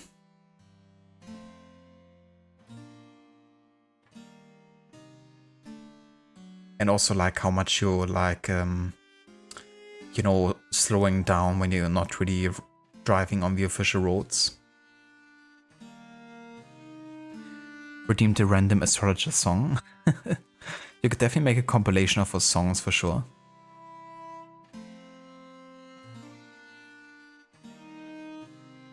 But I think they're a bit long for the song Redemption. At least some of them.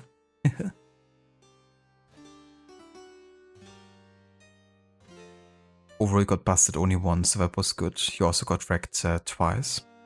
Yeah, that's definitely fair.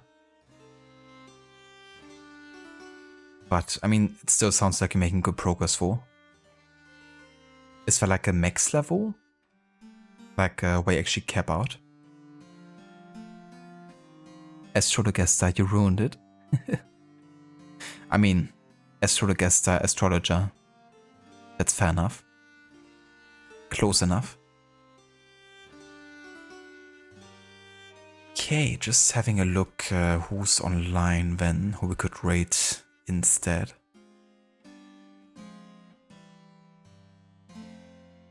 How about we rate our Swedish friend, Prested? He's playing a bit of World of Warcraft at the moment.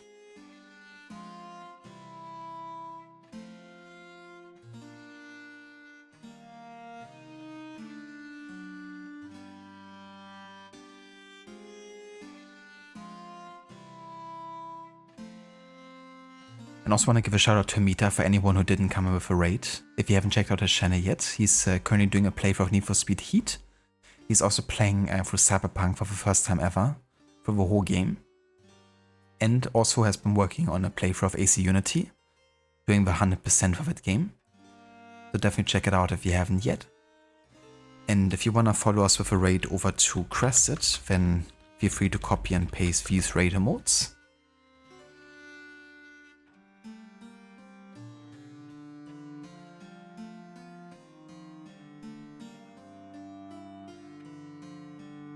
Tomorrow I guess you will reach the max level, which is 50. Ah, okay.